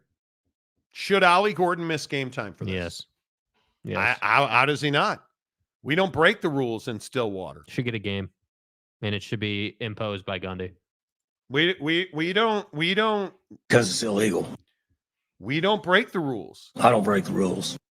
I mean, I don't know. James, what do you think the suspension should be? Because he should miss game time, in my opinion. This is irresponsible, to say the least. To say the least. And you look at the schedule, South Dakota State ain't going to quite get it done. He's going to have to miss the Arkansas game. Or you're just brushing it under the rug. There's no other way to even describe it. Yeah. I agree completely. Tanner has a suggestion. He should miss every game until after the BYU game. Well, I mean, makes perfect sense. Yeah, I mean, that's perfect. Dude. Makes perfect sense. For once, a meaningful contribution. Thank you. You know, granted, BYU's October 18th. I mean, that feels a little heavy, but, you know, I think he's got to miss. He's got to miss it. Mm-hmm. He's got to miss the first two games. If not, you're giving him a free pass. Rules. OG Gary says 4-game suspension. I wonder why what 4 games? Oh, that's right. September 21st, they play Utah. You know. Utah Jits. Yeah, I don't think that's happening. Let's see. Tanner, he should miss every game up to the BYU game, yes. KU number 1 at what? I'm just curious. Nice stadium. Brett Yormark is getting private equity $1 billion and more investments from Allstate and FSU and Clemson to buy out in the North. So bro, maybe you and Mavericks fan can hang out, bro. I did not know it's Crackhead Tuesday on the show, but I mean that can be a thing. Cocaine is a hell of a drug, you know. Let me see if I understand this. Because I'm not the sharpest tool in the Big 12. Not the brightest bulb, not the sharpest tool. I'm no Ollie Gordon at 2 a.m. on a Sunday. Right. But let me see if I can comprehend this amazing comment. FSU and Clemson buyout is north of $500 million. Accident? No. Yormark is a shark. FSU, I can't say it with a straight Excellent face. strategy, sir. Oh, my God. Dude. Maybe you're drunk. So you think that Dabo, I don't use the portal. Yeah. Yeah. In God's name, image, and likeness. In Florida State, one of the best football programs in the country. When they have a quarterback. Thank you. You think they're going to leave the ACC, take less money, program, and join the Big 12, when my guess is Florida State would have a spot in the SEC, as would Clemson. But they're going to leave the ACC to join the Big 12. You know what? Here, dude. I mean, why don't you do this? I mean, okay. It's very early. OG Gary. So if Ollie drops the soap, Boyd Lake. Oh, Gordon, I'm here for your soap. Can I pound your A gap? My name's James, and I love a good bar of oil of Olay. I am here for you. Oh, I'm gonna get medieval on your ass. Oh, Gordon. Ollie needs to run stairs until he pukes, then do it again. Oh, yeah. Oh, that's a fitting punishment. Just because he put people's lives in danger. Yeah. I mean, he's no first team all SRT killing people in their own houses, but I mean, it's just, it's a little different, but so let me get this right. You think, Garden, you think Ollie his punishment for getting a DUI at 2 a.m. on a Sunday when he's not old enough to drink should be run those stairs, sir. Hey, Ollie, come over here. You bring those delicious thighs to me, sir. I want to see those pillar-like calves run up and down those stairs. Show me the ham hocks. Yes, you did. Yes, you did. I'll be here waiting for you, sir. Bro, you're not serious that you think that's what the discipline should be. Ollie. James, okay. Just don't be behind the wheel. Nobody really cares if college kids drink, but do it on campus and crash somewhere safe. Well, I wouldn't crash your car. I know what you meant. Why can't these kids get this? Because there's no discipline. Because he's Ollie Gordon. And there's no discipline. And if you tell him you can't drink or, hey, you can't drink and drive, there's money in the portal that says he can. Mm-hmm. That's what I think. I've never understood it. If you're Ollie Gordon, you're going to the league. You have one job. Don't fuck it up. Your only job is not to get a DUI at 2 a.m. as a 20-year-old. You're cooking an NFL contract. Don't fuck it up. That's all you have to do. What are we doing? And yet you get behind the wheel with not one, but 2 bottles in the car. Let's ride. It's crazy to me. Now, at least Buddy didn't go full Henry Ruggs on it, right? Bro. At least he didn't go first team all SRT with it. Like, at least nobody got hurt in the making of Ollie ruining his career. But this guy needs to be disciplined, bro. You need to miss multiple games for this. And when he didn't go Henry Ruggs with it. When the mullet gets up on the podium, the dais in his ugly ass orange shirt and his perfectly coiffed mullet, what's the excuse going to be? Oh, well, you know what? He's been in a recovery program. No, you know what he's going to say? I can't talk about it. That's a personal matter that's being handled off the field. Why don't you fuck off? Oh, hey, you missed Bedlam yet? Because that's what's going to happen. You guys understand that, right? Like, the mullet is going to refuse to talk about this. Welcome to the nightmare. Dude gets DUI and James thinks gassers are the answer. Well, Like, listen, man. He was.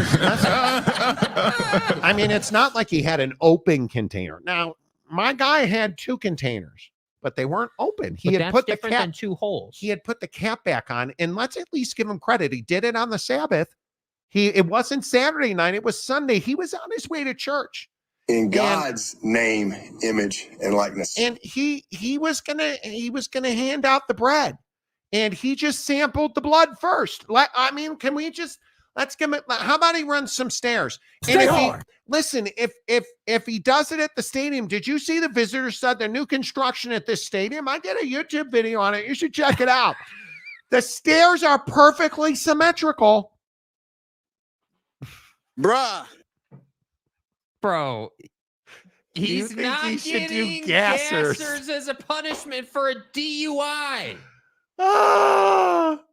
Tanner Plummer. Everyone makes mistakes. Even the impeccable Emperor McNabb got a DUI. Is that why he threw up on the field at the Super Bowl? Hold on, bro. Like, No, the mistake he made is he sucked at football. KU number 1. Everyone picks against KU anyway. Okay, here we Here we go. go. Little brother complex incoming. Here we go. Bill Self's innocent.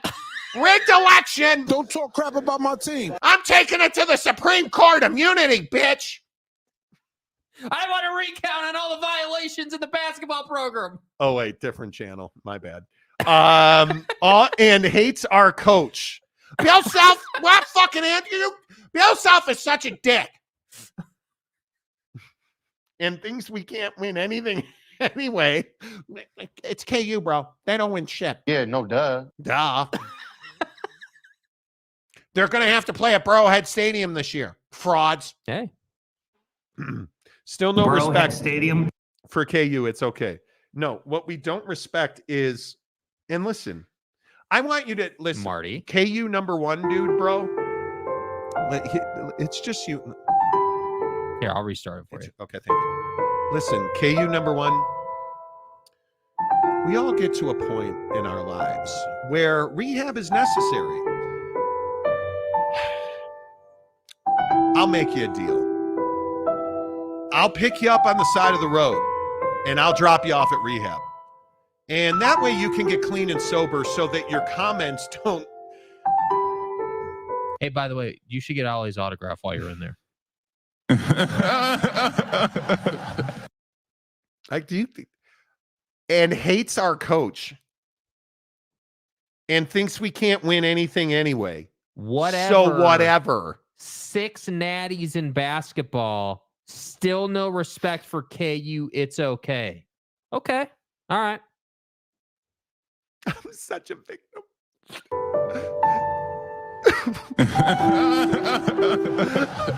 Rock chalk.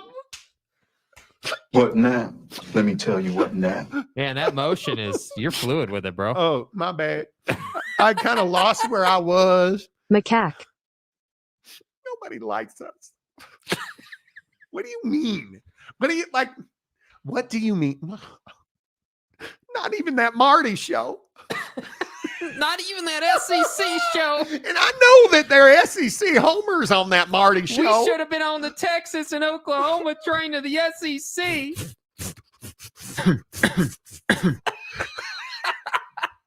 They talk about us like we're Luca Donic over here.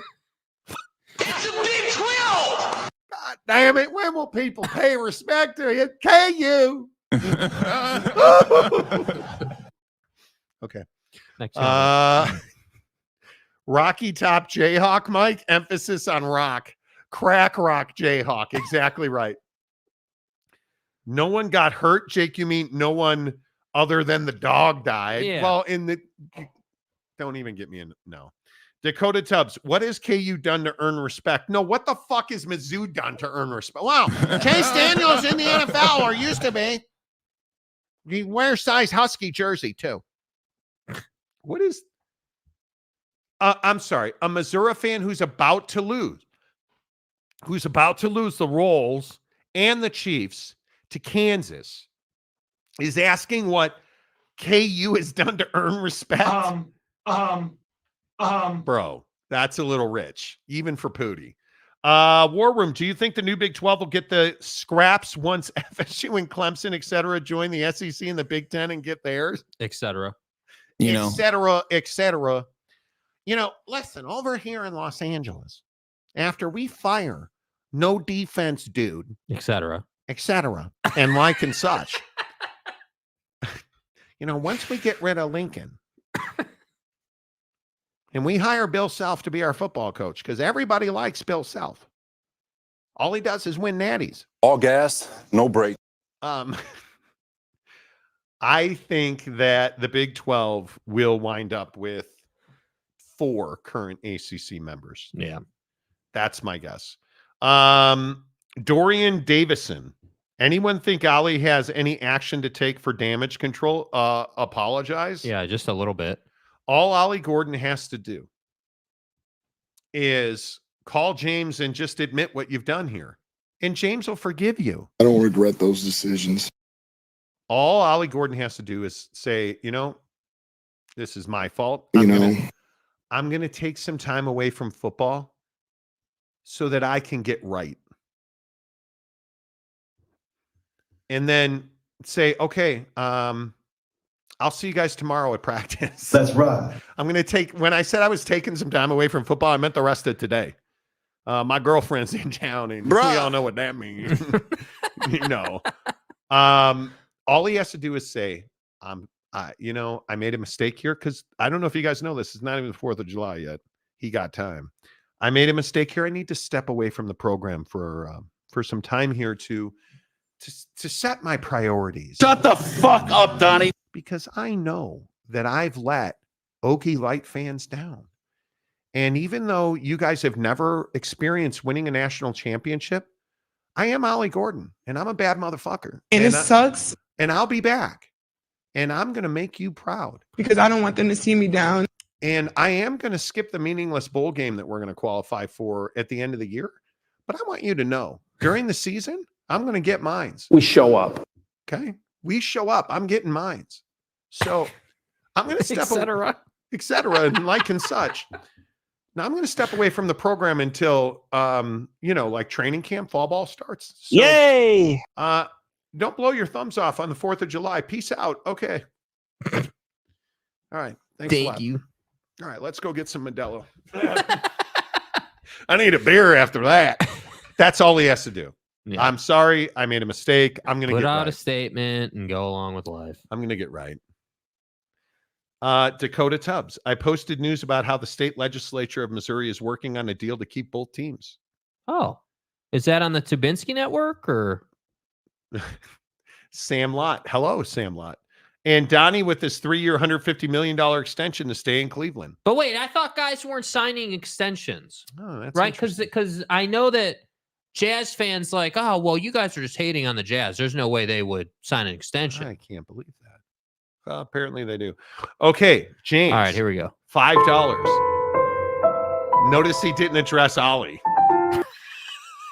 James, you need to understand something. I'm not reading any comments from need to address Ollie, dude. I am not reading any comments from you until you address your friend, Ollie. Oh, Garden. Did you cry? No, really. When you first saw the news, did it hurt your soul, your bosom? Did you have that lightness, that light feeling in your chest? And did you have a feeling of remorse? Or did you immediately go into codependent mode and you just wanted to comfort Gordon? I'm trying to empathize with you, so I need to know how you feel. But I can't read your comments until you comment on. We're going to need a statement addressing the situation. I'm going to need to. Oh, okay. Ollie screwed up. He'll be disciplined.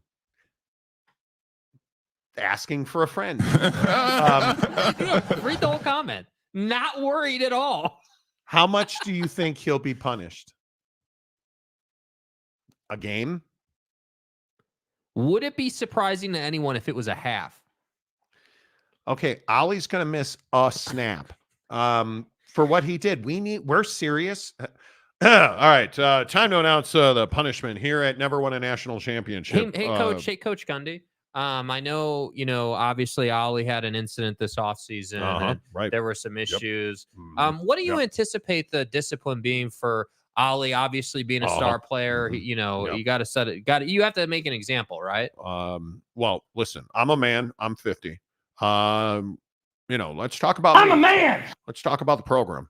Because it's garbage. Ollie Gordon had a personal incident off the court, field, whatever the fuck we play on.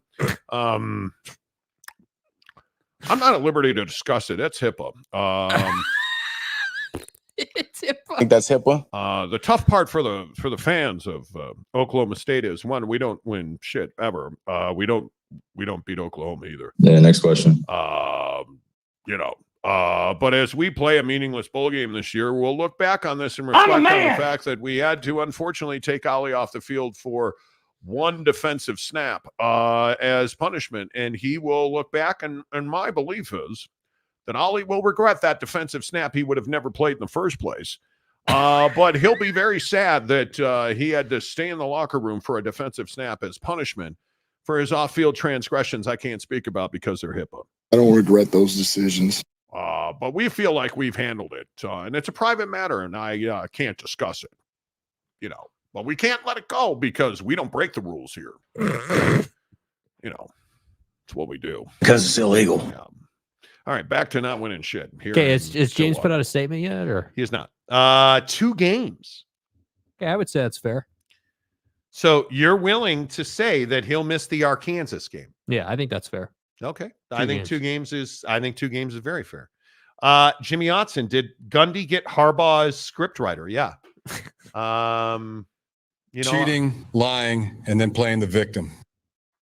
That's what Ollie's going to do here. Got to be America's team. I tell you, we're going to court and we're going to fight like hell. So-called experts. Until the blood draw comes back and he was twice the legal limit. Just a stalwartness. Judge Barry Sanders, the Honorable Barry Sanders, presiding over Ollie Gordon's DUI lawsuit. Barry Sanders had to recuse himself.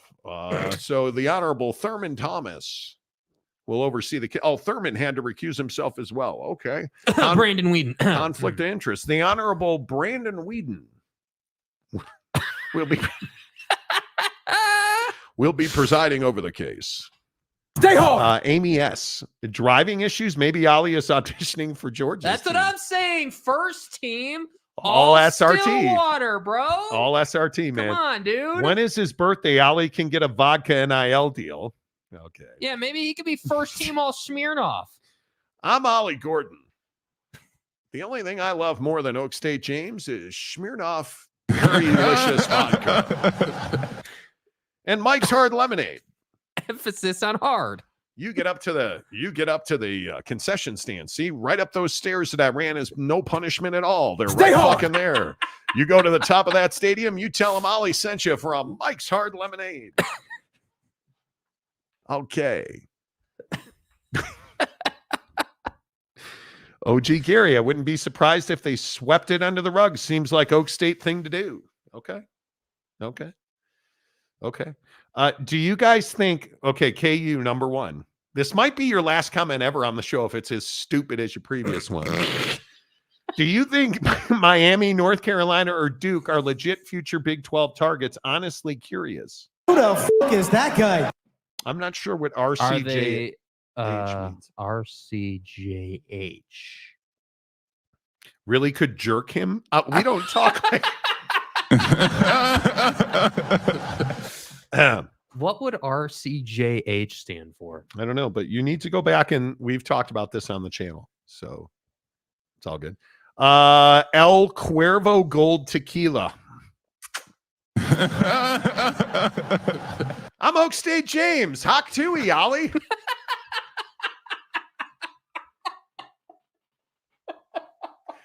I've been debating that for about 5 minutes. Tui.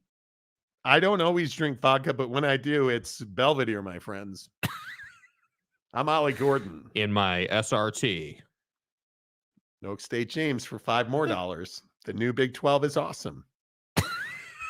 Welcome. Yeah, that vodka deal is real lucrative. We need to move on from this Ollie Gordon stuff. What can I do? Hey, look here, man.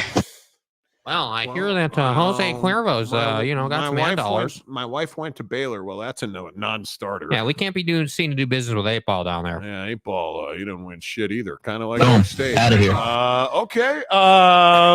Welcome, Utah, Arizona, ASU, and Colorado. All four of those are going to kick the shit out of Baylor this year. They really hit me. Bye to Texas and OU. Won't miss hearing OU's lame fight song. Yeah, you know that they play that lame fight song every time they no. Yeah, every time they beat the shit out of Okie Light. Yeah, that's why you're tired of hearing it. So much to the point where your coach is in denial about it and doesn't want to talk about it. KU fan, do you really think I don't know what that means? Do you really? Fuck me. I'm not going to say it. Well, Marty, Marty. Listen. It's not Jim Rome, the radio host. It's Rome Adunze. Go Dogs. Listen, Bill Self deserves your respect. Okay. RCJH, that man. Well, I don't. Who are you, Bob Kraft? I'm telling you now. The dynasty is not over. Apparently not. I know what it means, guy. That was a. That was the point. We made a jerk off joke, damn well knowing what it means. That was, it all fits together. Speaking of stairs, Monty, did you hear about the Brewers Stadium escalator incident set? Yeah, that's brutal. That was absolutely brutal. There was a malfunction. Is somebody finally going to get on? And it's Miller Park. Let's stop calling it anything else. Can we get on board with the fact that Miller Park is the shittiest of shitholes. Yeah. Well, It's but it's better than guaranteed low rate field. Well, everything is. Hit the like button. Yes, please hit the like button. We always appreciate when you guys hit like and subscribe on the show. I was trying to be polite. Sorry. Bro, Okay. It was a joke, dude. Listen, KU Dude. number one. You're new to the show. It's never personal on this show. When you come in and you make I It's smoke different than crack how- comments, you get the piano music because you went to Kansas, I'm assuming, so I don't have high hopes for your intelligence level. Rock chalk. Your mom. I'm assuming you didn't go to Mizzou or you wouldn't make comments. It's a joke. I'm kidding. I should stop. Kansas academics, brilliant. Exactly right. Exactly right. It takes time for newbies to get it around here. It really does. It really does. Mike Smith, a member of the show for 11 months. Mr. Super Sexy here. Let's go Mountaineers. Exactly right. Exactly right. Is the Big 12 on solid ground? I think that, yes, I do believe that the Big 12 can compete financially. And I think there's a lot of doomsday sayers out there who want to point to, oh, well, the ACC made more money. But don't want to talk about the new TV contract that hasn't kicked in. Don't want to talk about the new money that the Big 12 is generating. Don't want to talk about the instability that is ravaging the ACC. I think that if you look at the football product on the field, I think there's no question that the football product in the Big 12 is better than the ACC. And I have real reservations about, for instance, Clemson. Is Clemson a competitive football program? And I'm not even trolling or being an asshole about it. Is Clemson a national championship contending football program? No. How can you say it is? Florida State, absolutely. I think what Norvell's done there, the turnaround, absolutely.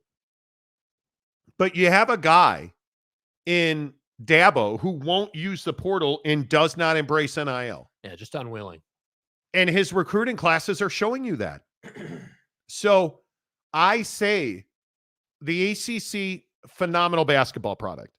I think it is a very mid-level football conference. And when I look at the health of the Big 12 and I look at Utah, I look at Colorado, I think Deion's going to take a big step up again this year. I think you look at the Arizona schools. I think you add that to the clear directional change at Houston.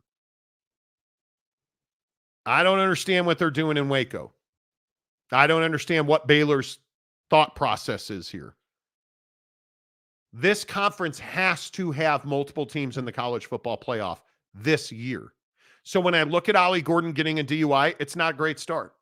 And you're in a situation where if the new blood in this conference immediately fills the spots of Texas and Oklahoma in terms of winning,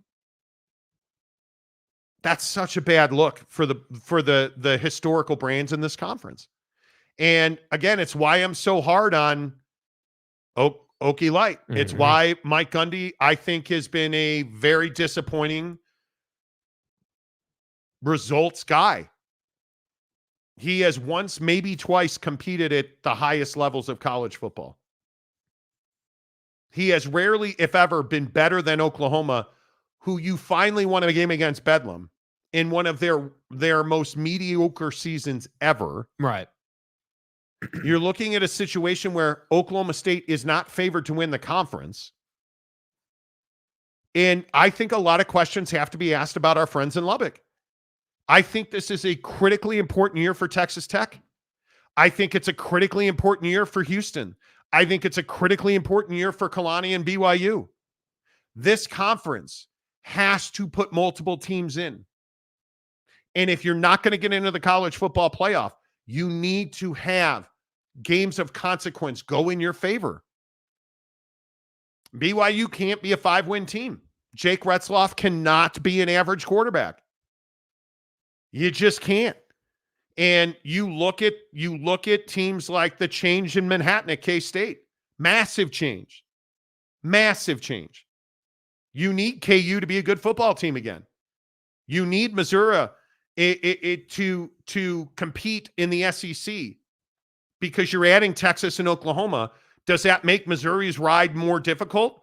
Well, if they all of a sudden backslide and Oklahoma doesn't climb, was it really that big of a win to add Texas and Oklahoma, A&M? Look at the expectations at Texas A&M. But are the expectations in the SEC higher than they are in the Big 12? They are, and I think that's a problem. Look at the Big 10. Are you telling me that if SC and Oregon come in there, and if Jed Fish is able to keep the bar relatively high at Washington, right?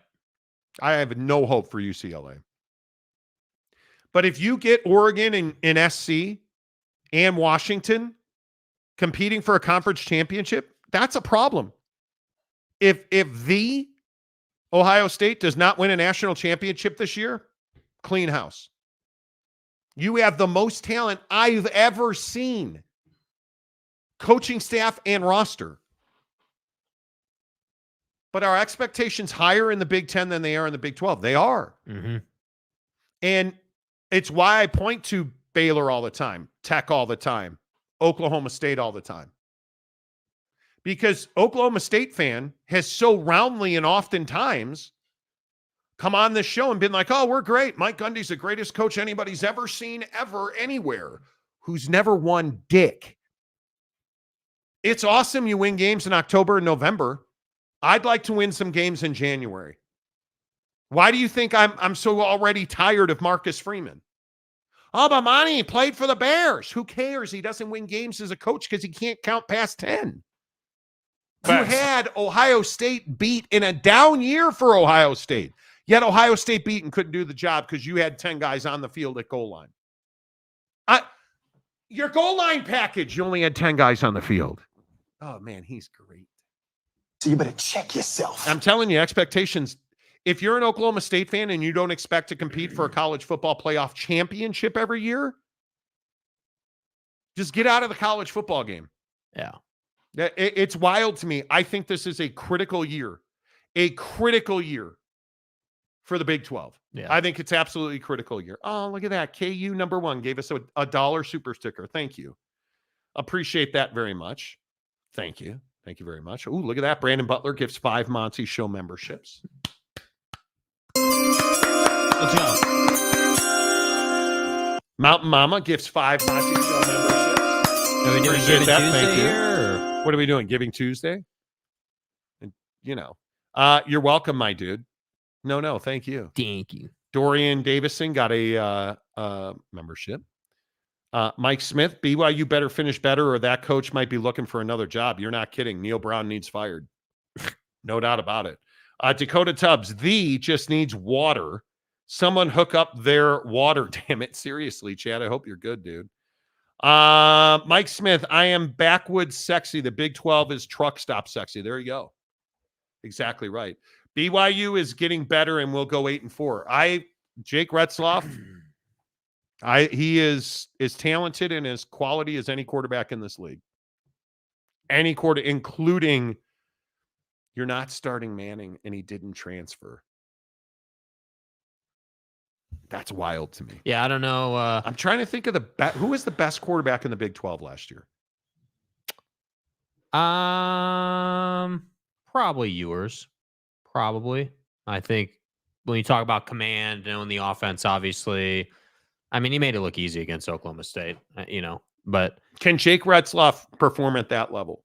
I think he can. I think that the wide receiver room needs to stay healthy. I think that I would agree with that. I think that BYU's had a lot of injuries to the skill positions the last couple of seasons, and that can't continue to be the case if you want to compete. Jake Retzloff, can he be better than Cam Rising?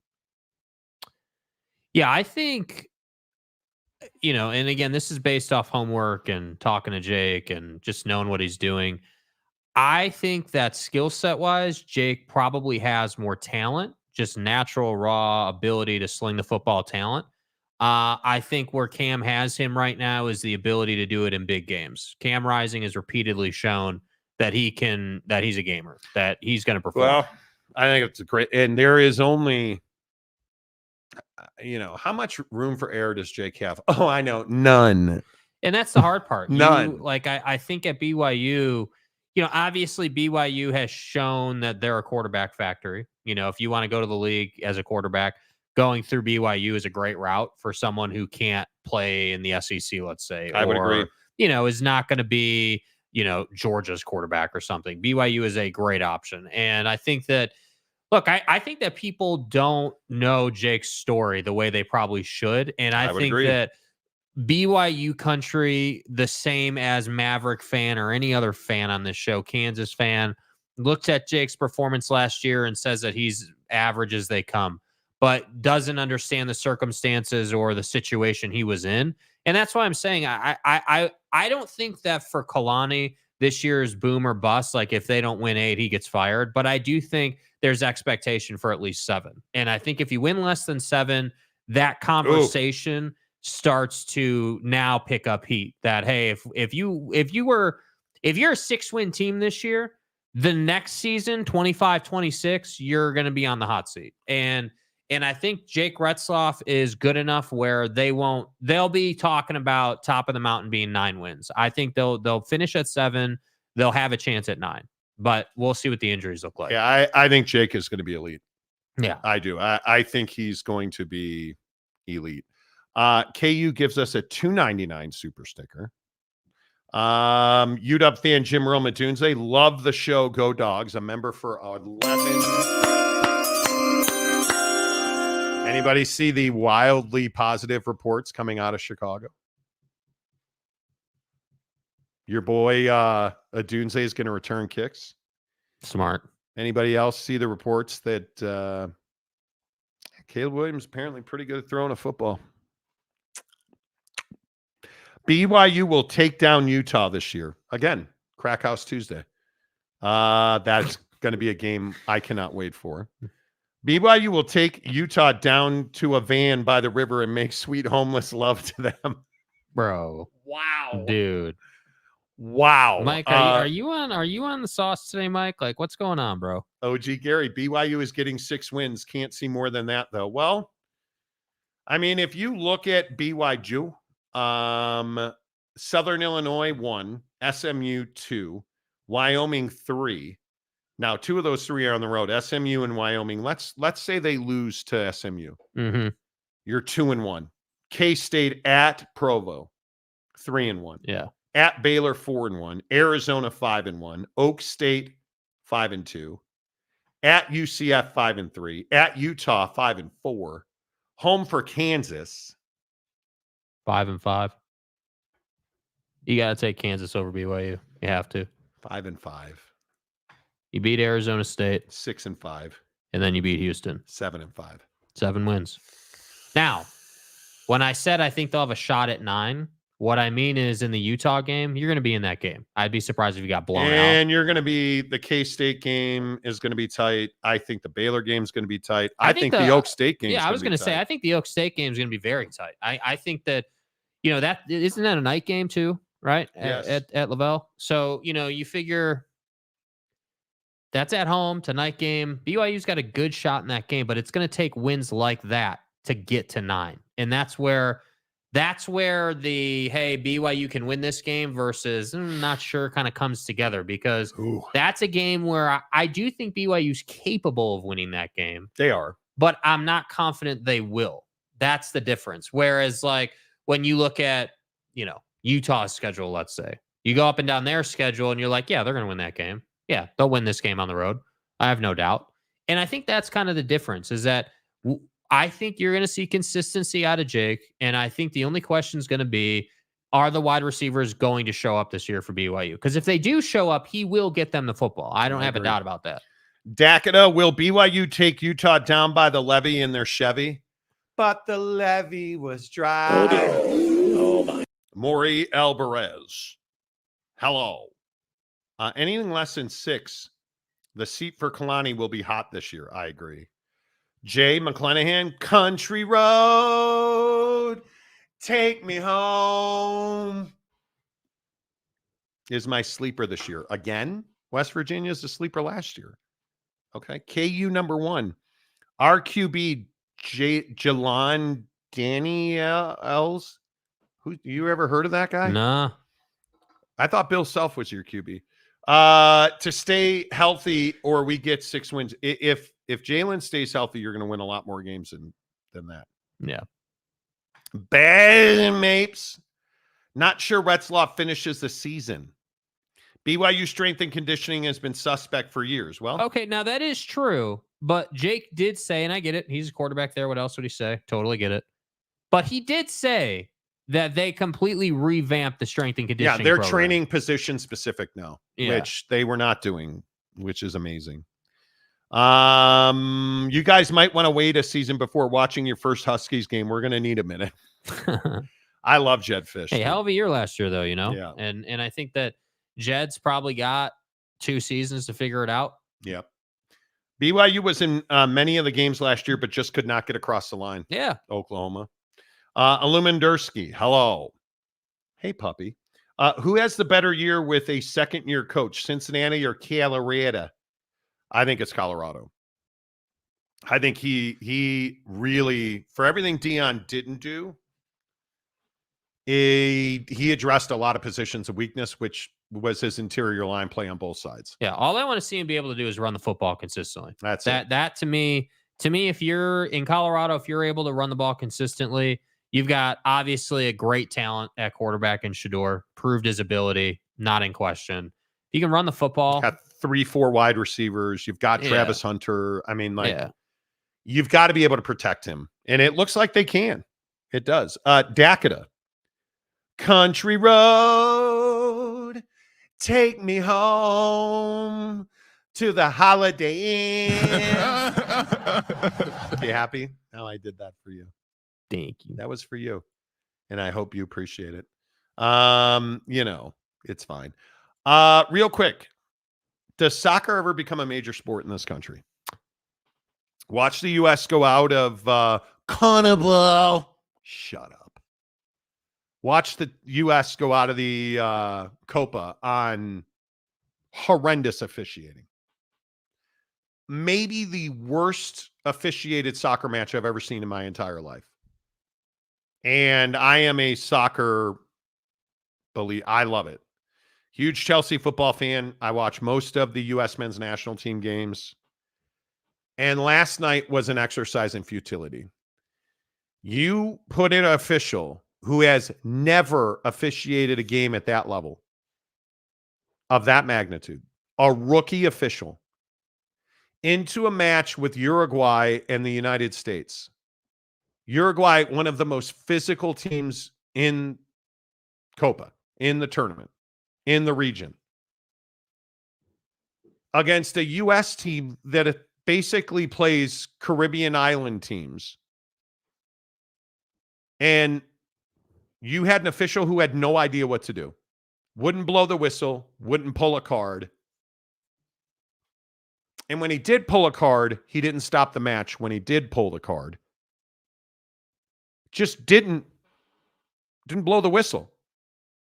Unless it was the Americans who were getting yellow cards. He was calling continuous fouls. This match was set up for the U.S. to lose. Should you fire Greg Berhalter? You should not. You're too close to the World Cup. You're not making changes. I'm tired of hearing about Christian Pulisic being this generational player. He hasn't proven to be that. Just a guy. You have a group of dudes that are what we are. We're average soccer players. That's it. And it's why MLS has never developed into one of the premier leagues in the world, because you don't have a feeder system. You don't have a development system.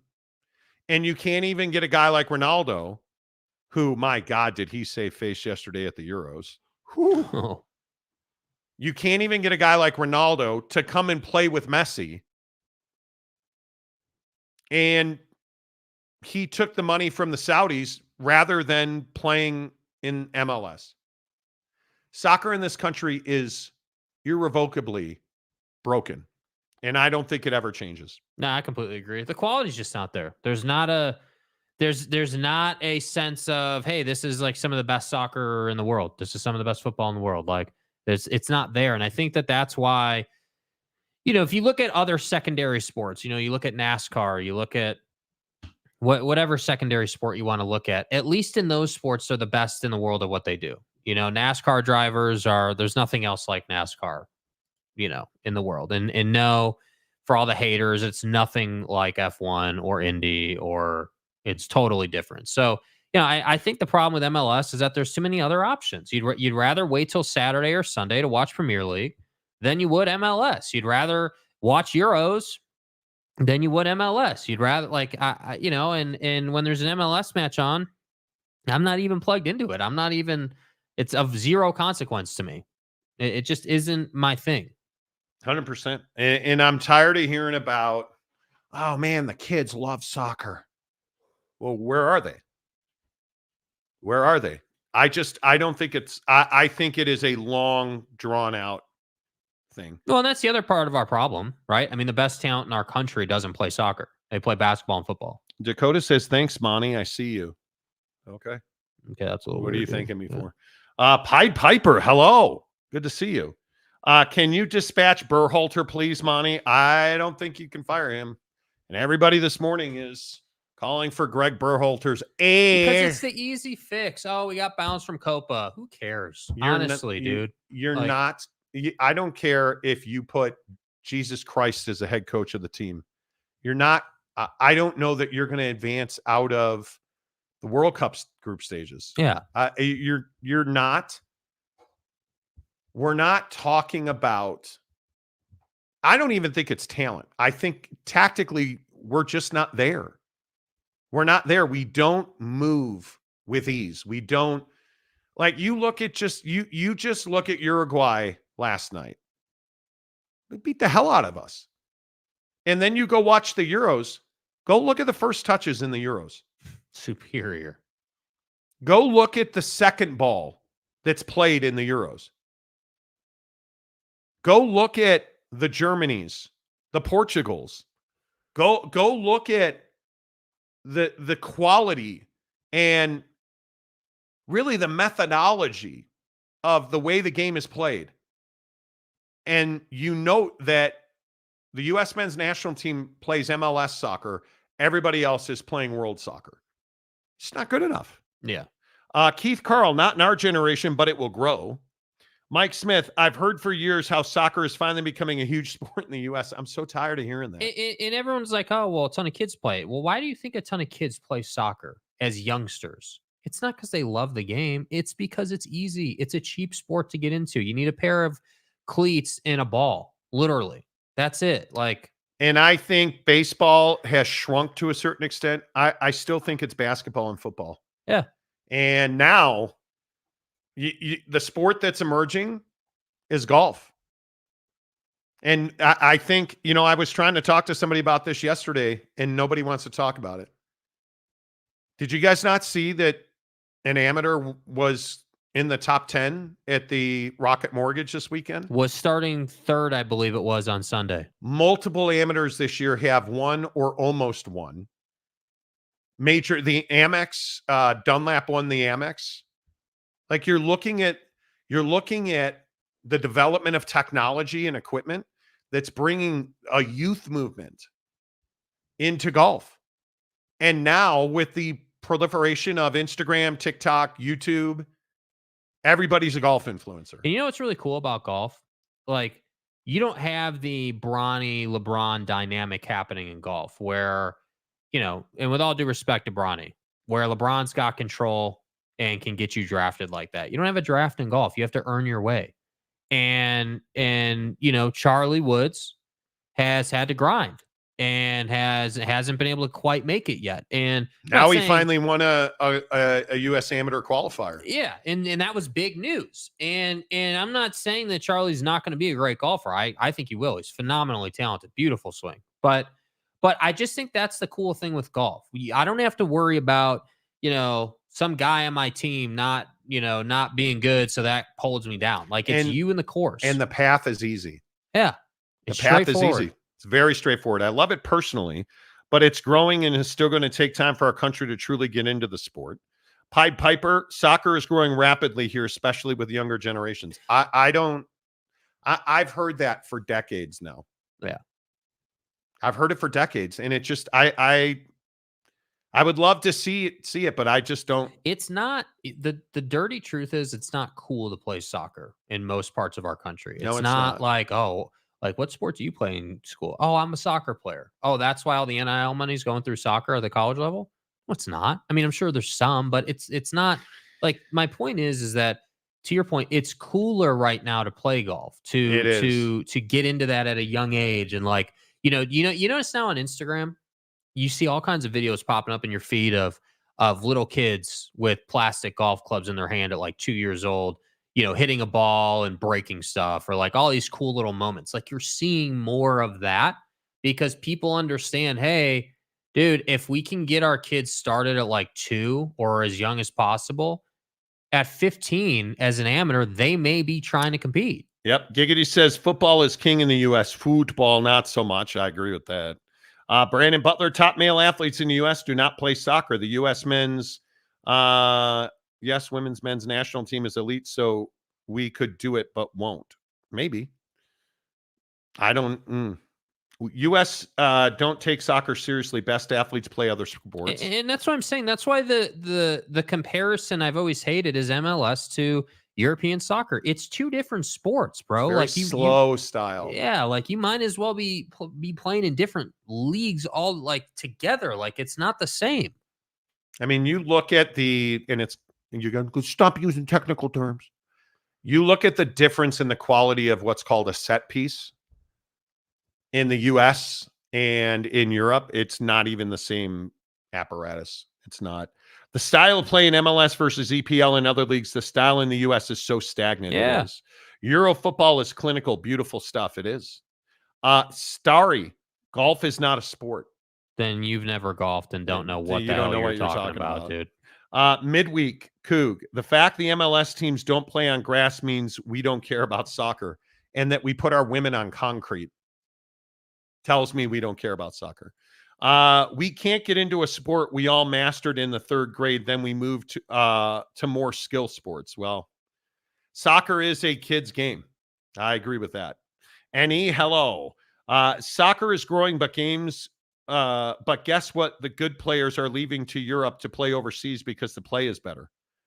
Christian Pulisic is a very good example of that. Kicky ball is for fairy-footed losers, straight from my high school football coach. Okay. My point is, to your point, nicely done, J2H. Smooth transition. We'll be signing up for your newsletter. Exactly right. Real quick before we get out of here, what happens when you die? Did you guys see the story about Jamie Foxx? You remember Jamie Foxx, the actor, was shooting a movie, and it's just like, damn, I got a headache, bro. Hey, man, toss me that Advil. And then he went to sleep for 20 days. He said he had a major headache. He's talking about Jamie Foxx. He had this illness where everybody thought he was dying. He says he had a major headache while filming, asked his buddy to throw him some Advil, and that's all he remembers. And he woke up 20 days later. Now he's fine. But he's talking about the fact that he saw the tunnel. He said, quote, it feels good to be here. I cherish every single moment. I saw the tunnel. I didn't see the light. It was hot in that tunnel. I didn't know what I was doing. Shit, am I going to the right place? I see the devil going, come on, man. Jamie Foxx says that when he was out for 3 weeks, the only thing he remembers is seeing the tunnel, and he thought he was going to hell. What do you think happens when you die, Jake?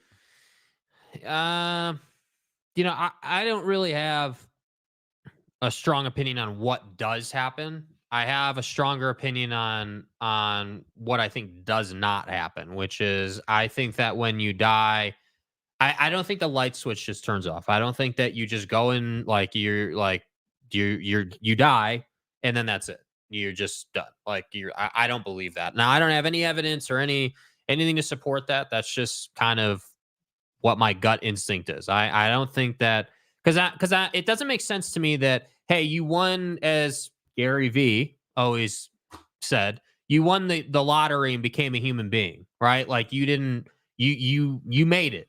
And then all of a sudden when you die after living a long life, hopefully 80 years or more, you're just done. It's just that's it. That doesn't make a lot of sense. I don't know. I don't know that I'm in a place where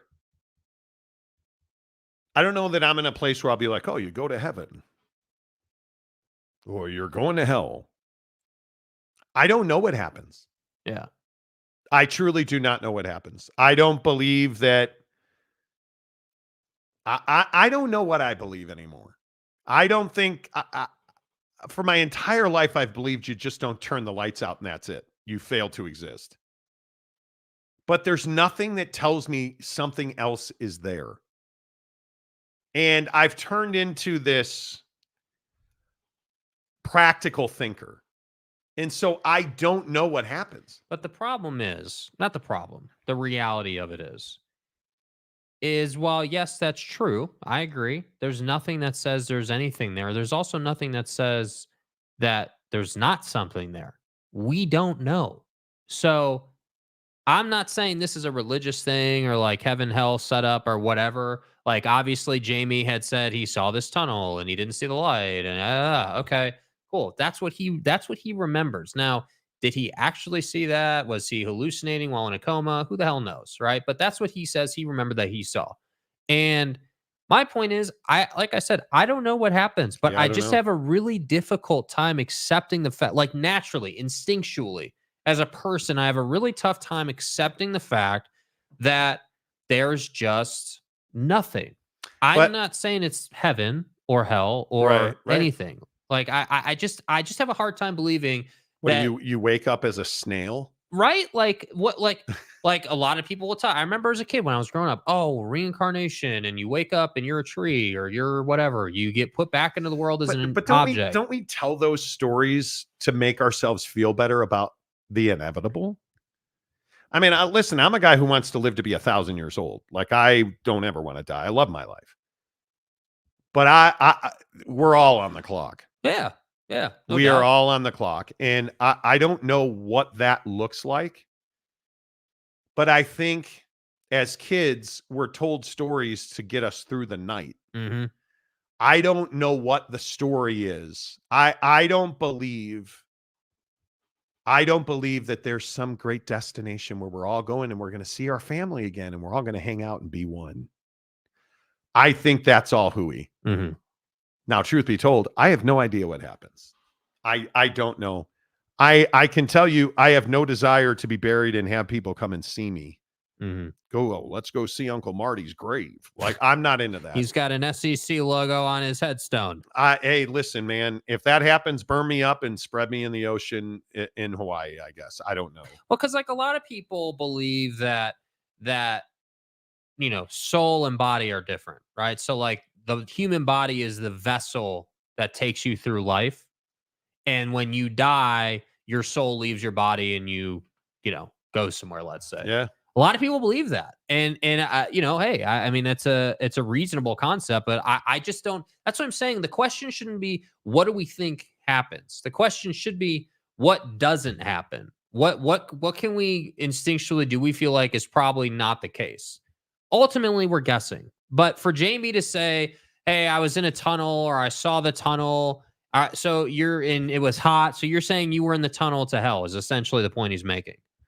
And I don't know, man. I think that it's like the stories you hear when people die for 3 minutes and they see the light and they hear a voice and like they have to make a choice. Like, I don't know if that's actually happening or if that's your brain doing what your brain does. Illumindursky says you might have dreams or something similar until you are brain dead, then lights out. Yeah, maybe. Kaner and good people go to heaven with their dogs.